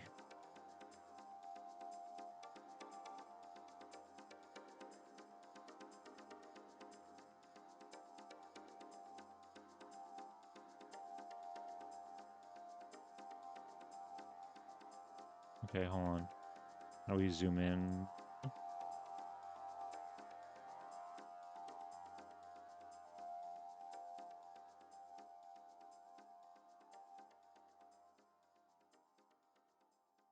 Nope, it's a split.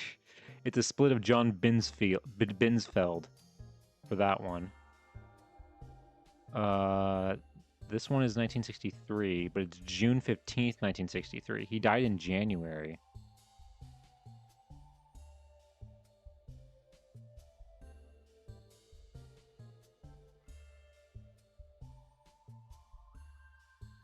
Mr. and Mrs. John Binns and family. All of St. Paul, 68.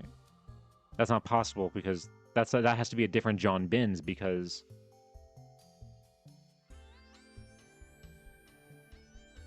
John Binns was dead at this point.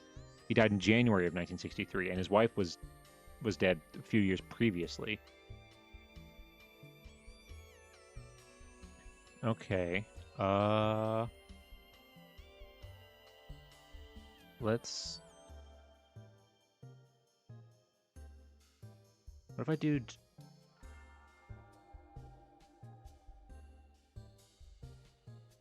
Oops, hold on.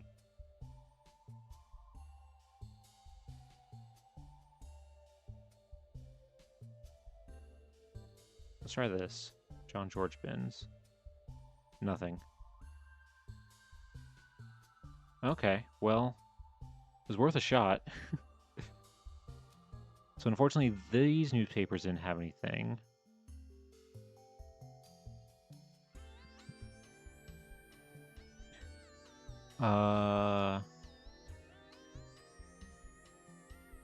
The John Binns here.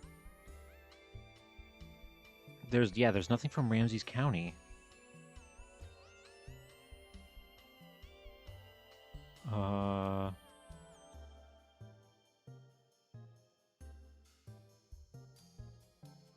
And a lot of these are just like mistranscribed things.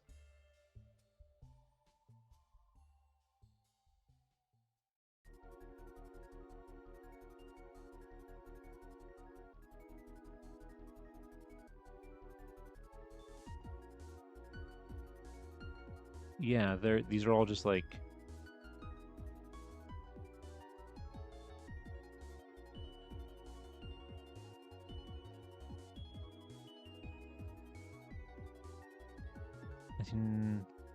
Oh, this one's... Well, that's Minneapolis. Junior Field, golf tourney. No, this is...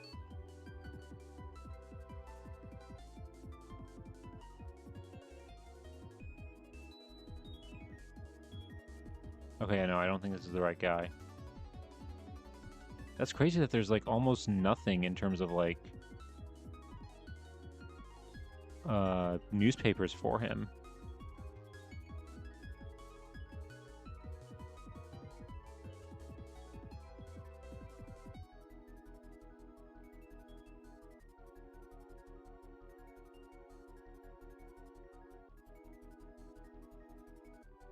John H. Binns. That's not him.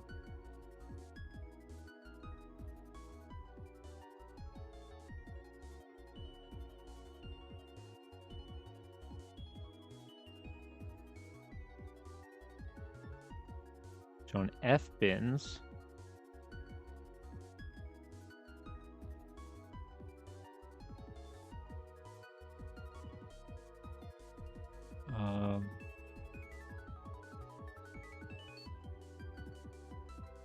Yeah. Hey, what's this? Oh, wait, no, that's the one that we just saw. Hmm.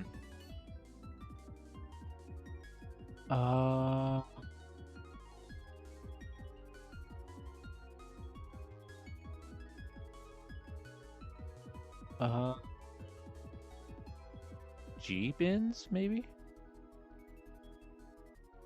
No. George Bins?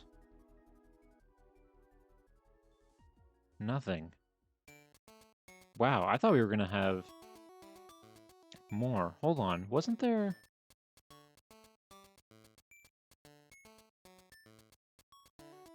Wisconsin newspapers?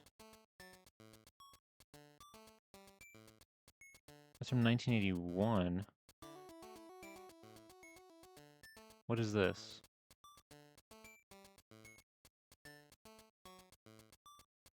A shocking death. Well, that's John Hobbins.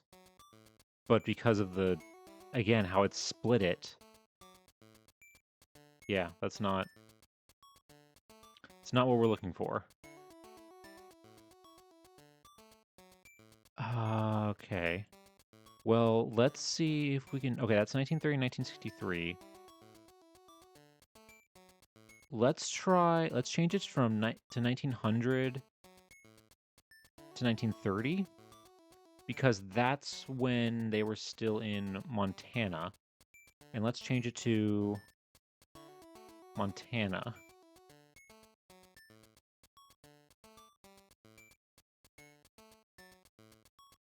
Okay, this is Butte. We're bringing to Northern Police Boxcar. John and George Bin and John Pierce, use of about 15. Okay, no, that's not him, because he definitely wasn't 15 in 1903.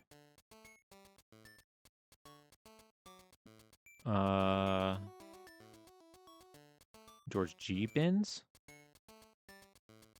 Whoa.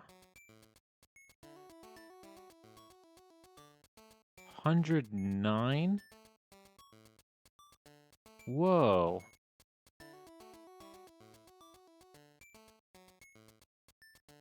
Okay, let's specifically look at the Madison County ones, because that is where...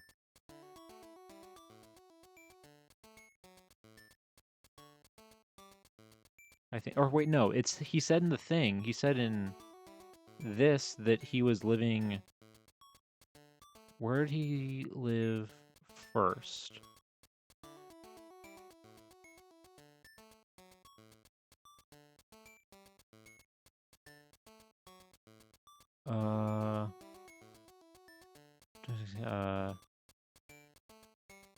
Fergus County. So let's see if any of these were any of these Fergus County?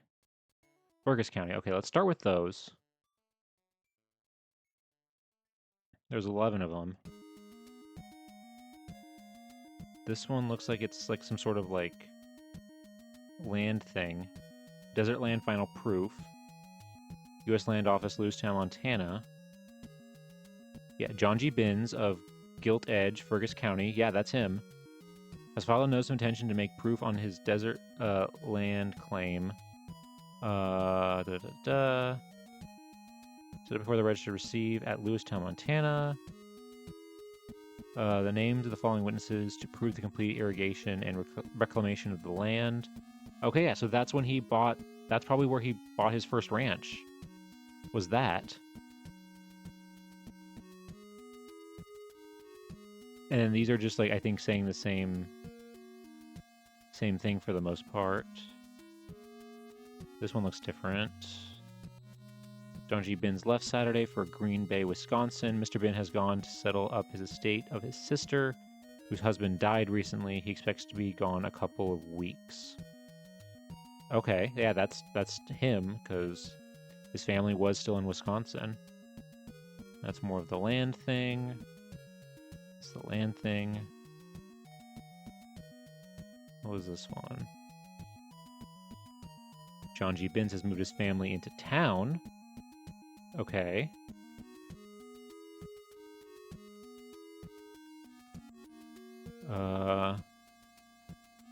This one. Benjamin has disposed of his house and lots to R.H. Rumsey. Mr. Binns expects to leave for Butte in a few days. So yes, this is probably the whole process of when he bought the land, it was moving.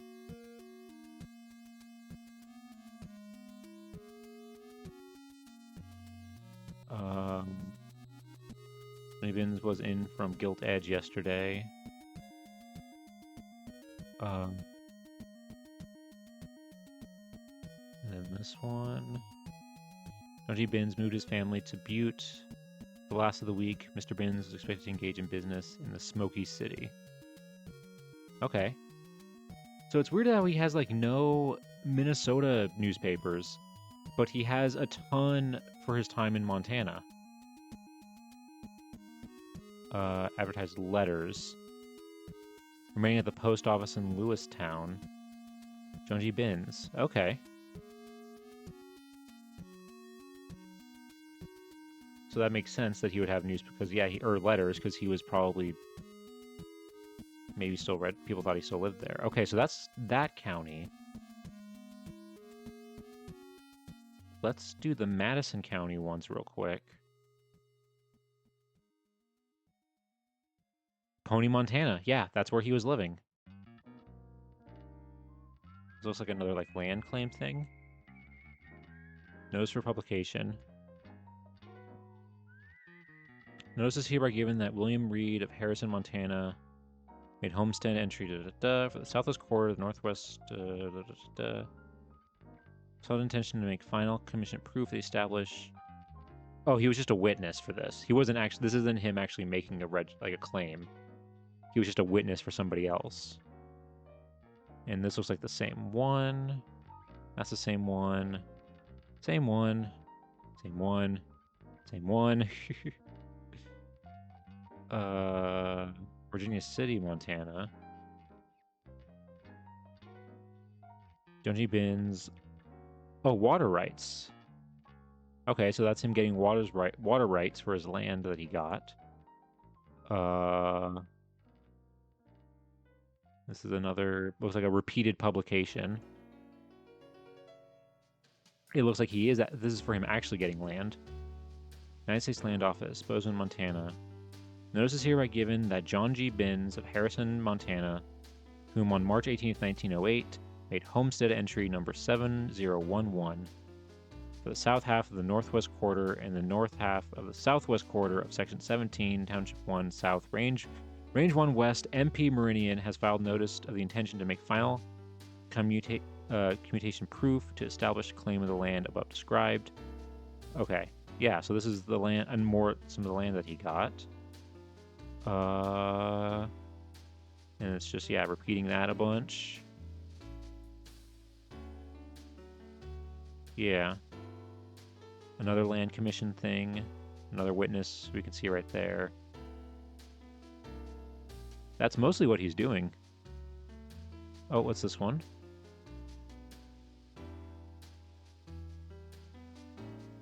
Application of John G. Binns for a license to conduct retail liquor business in Harris. Oh, that's right.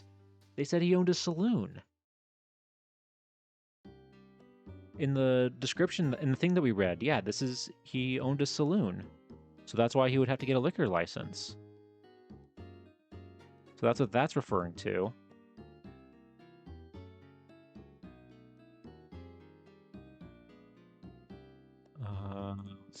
This one. Is this also talking about the application of John G. Binns to conduct a retail liquor license was on motion approved? Hey, look at that. He got it approved. And it only took, when was this? December 14th, 1911. January 4th, 1912. Okay, so like half a month. Not bad. Not bad to get that information.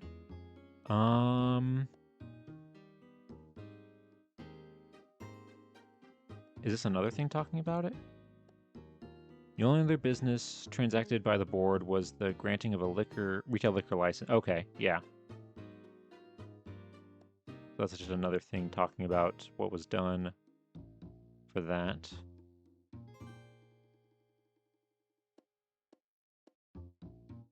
This is another liquor license thing? Yeah, this is like 6 months later. I guess he maybe needed to renew it.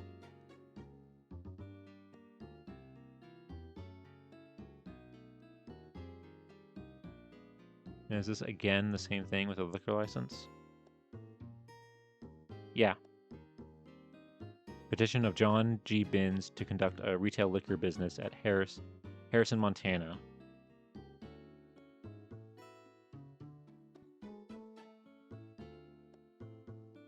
Pony Dispatch.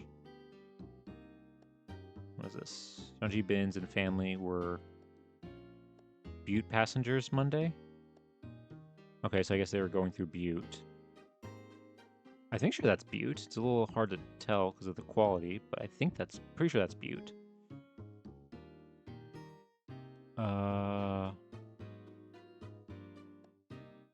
April 1913. Week's documents. John G. Binns to Fred W. Brownback. Warranty deed. North 51 feet of lot. Okay, so him buying more land in Harrison. He seemed to be a pretty successful businessman, considering that like he got all this land and everything, and then they talk about the mattress business and how they bought the mattress business like they started it during the Depression and sold it during the Depression for a profit. That's honestly really impressive. Harrison briefs. John G. Binns was in from his ranch north of town Wednesday. Okay, so he was just in town. It looks like most of these things are like him buying up land. Yeah, land deeds. There are 3 lots in Harrison. So this is him selling land to Patrick Willis.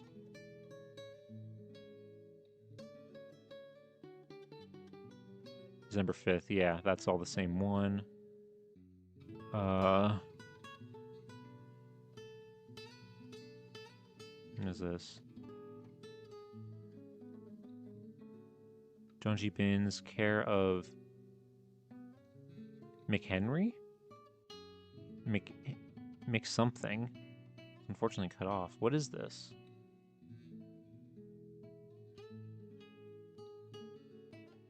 Commissioner's proceedings.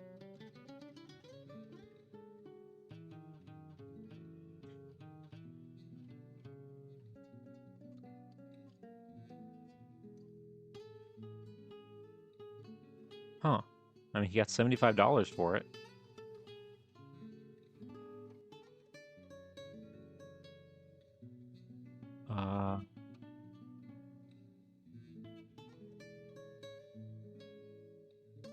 Let's see. Yeah, is it going to be more Sand Creek?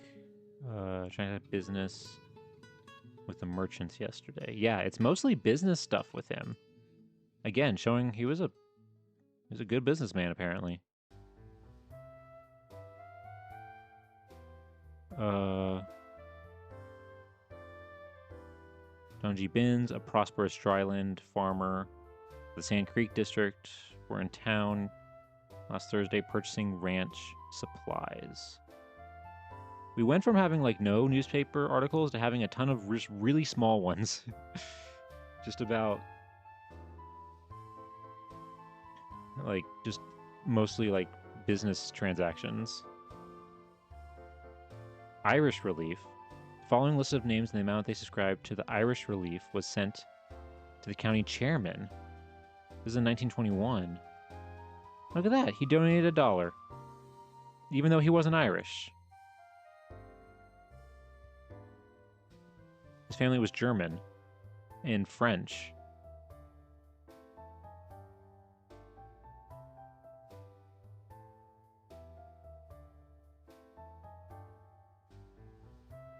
Let's see. What's this one? Mr. and Mrs. John G. Binns celebrated their silver wedding anniversary November 8th by giving a party to their friends. Oh, that's nice. Silver wedding.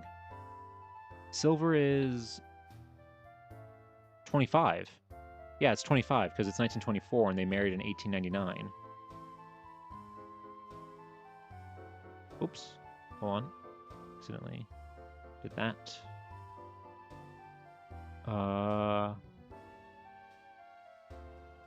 Let's see, and then this one. Mr. and Mrs. John G. Binns returned Friday from Butte, where the former had been for medical treatments for his knee, which is very much improved. Okay.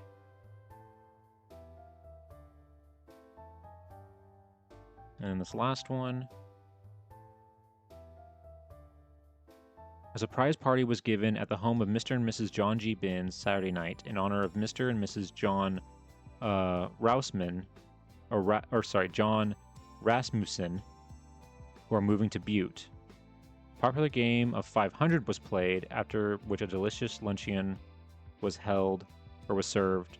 Those enjoying the evening were Mr. and Mrs. Kenneth Allend, Mr. and Mrs. Neil McCaw. Okay, yeah, and a bunch of names of guests. Okay. Mr. and Mrs. John J.G. Binns. I would hope they would, because they were the hosts. They hosted this party, so I would hope they would be there. Okay. The last one is in 1925. I wonder... I feel like if we just do John Binns, it's going to get, like, even more. And most of them are just going to be John G. Binns. Let's just see if there are any later... I'm just more curious if there's, like, later ones.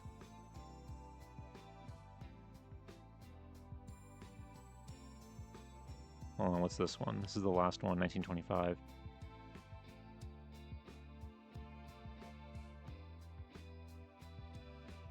Joe Rutland and Sons, George Cass, George Razor, and John Binns spent on the evening fishing in the Madison River. That might be him? Madison County. Okay, yeah, so that probably is him.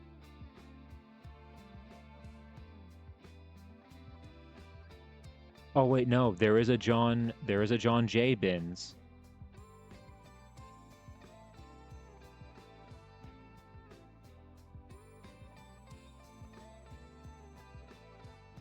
So actually that might not be him. Or that's a mistake.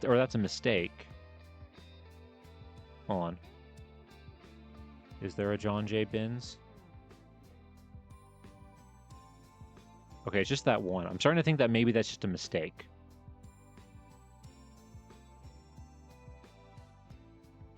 Anyway.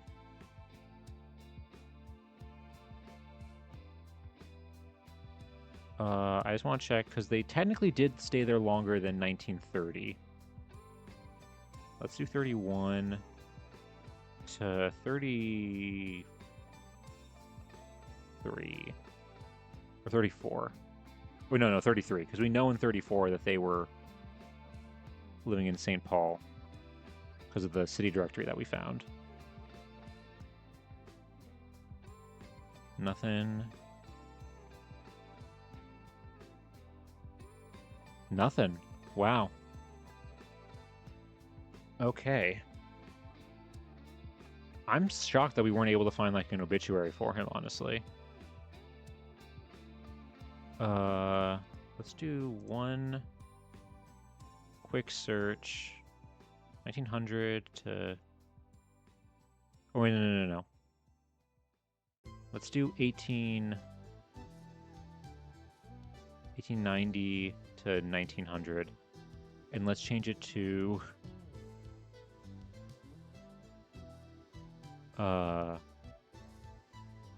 Wisconsin. Really? Nothing. Because they were living in Milwaukee at the time.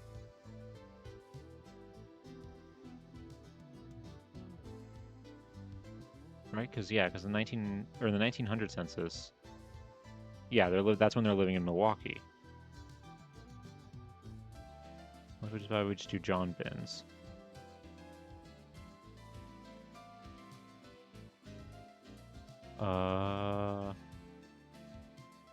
What county is Milwaukee in? It said on the thing. It doesn't say. Milwaukee is in...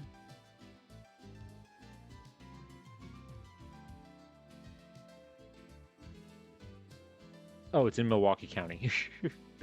Okay. And let's see, is there any... Okay, Milwaukee County, there's one.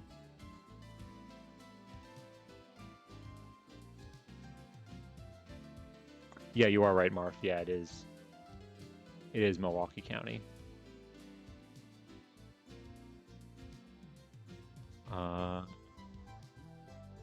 John P. Bins. Nope, different John.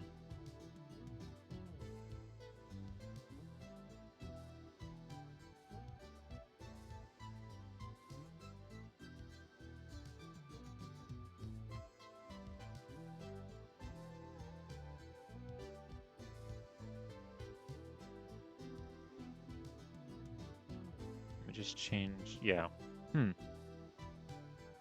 So I guess that means...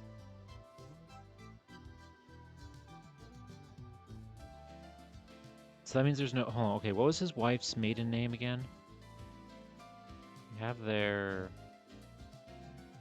marriage record, right? Here we go.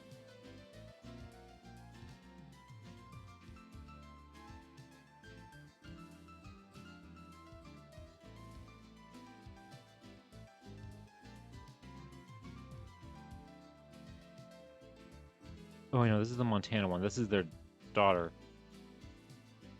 Here we go. It was this one.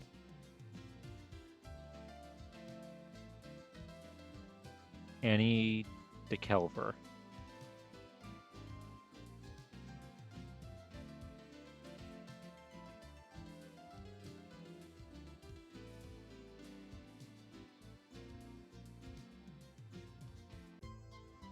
Okay.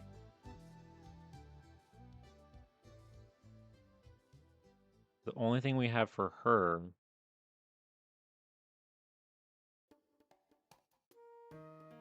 Miss Kate Bartels. Or Bartleys. Bartleys. I'm getting tired if you can't tell. Reading is starting to get more harder. Of De Pere spent the week with her friends, the Miss Agnes and Annie DeKelver. That's the only thing we have for her. We don't have the marriage record.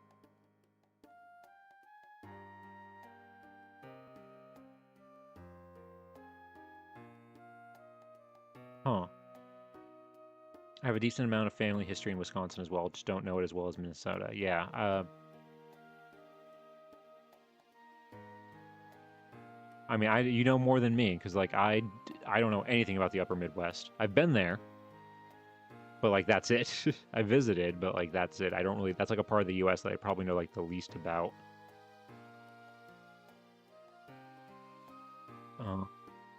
I think, unless I can't think of anything else. I think that might be where we call it for tonight. Also, I just realized how late it was. But yeah, I mean we went on a journey today. We started with a dog bed. And ended up finding a guy with a really interesting life. Ended up finding his house on like blurry Sanborn maps, and ended up looking at pictures of a sanatorium he was a part of. Found out his whole life story thanks to his grandson making this, and found out he did actually make this patent and other patent. We discovered he had other patents too. like the door securer, and that he made both of these things and actually did sell them, and that he had a little terrier dog that, likely this image is based off of, and used the terrier to demonstrate making the bed. And we were so close several times to getting a bingo. He just had to be a good person and not be a criminal. Not even like a little, I don't know, a speeding ticket, something. Jeez, we were so close. Yeah, and a prominent businessman and landowner in Montana, constantly buying and selling land. But yeah, I think that's where we're going to go ahead and call it today. So let's go ahead and let's go back to our office. All right. So yeah, I'm going to go ahead and call it here. So thank you guys so much for being here. This was a fun one. We found a lot of cool, interesting stuff with this one. If you're new here, I'm not a professor, but you can call me Nap. We do history streams like this all the time. I normally stream every Sunday and Wednesday officially at 6:30 p.m. Eastern Standard Time. But sometimes I do guerrilla streams and go live kind of whenever I feel like it.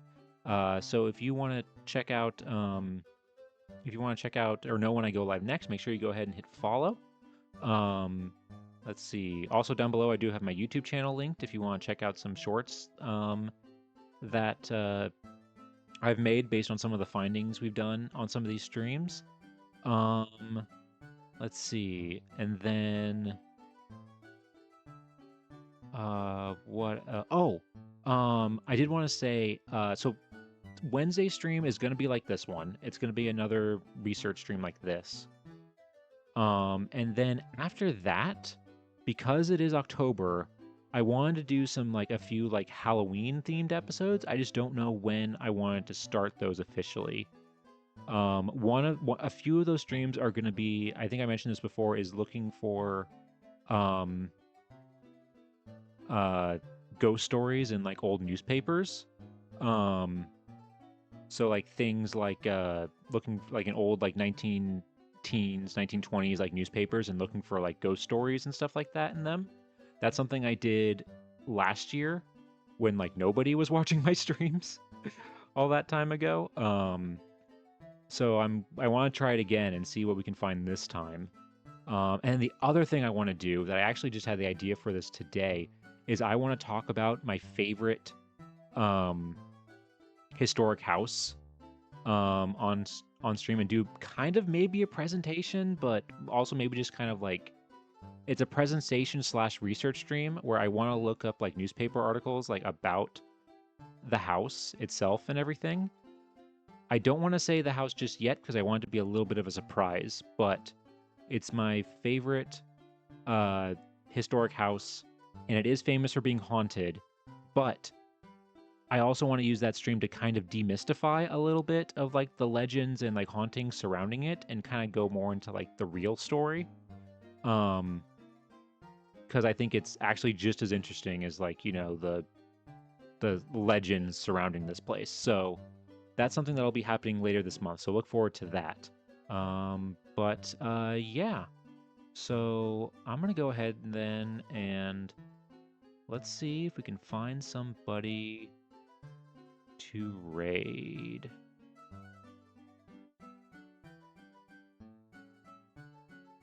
Oh, here we go. Perfect. I'm normally not streaming this late, so I normally can't raid him. But because we went late today, we're gonna raid Al. Almentas VT. He, unlike me, is actually a former professor. He was a professor of sociology and now does a really awesome streams, mainly like kind of like calligraphy streams, where he does like writing and stuff like that, and also just talks about like just really cool stuff constantly. But yeah, so we're gonna go ahead and we're gonna raid him.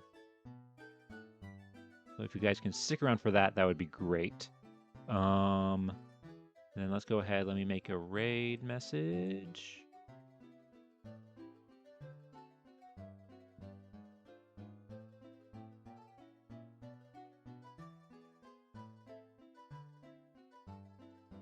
Da, da, da.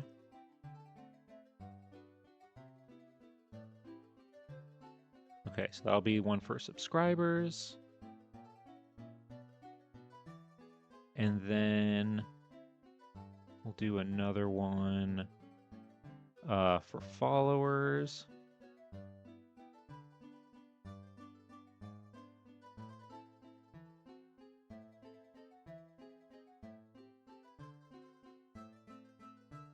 All right. So yeah, go ahead and we'll go ahead and raid into Al.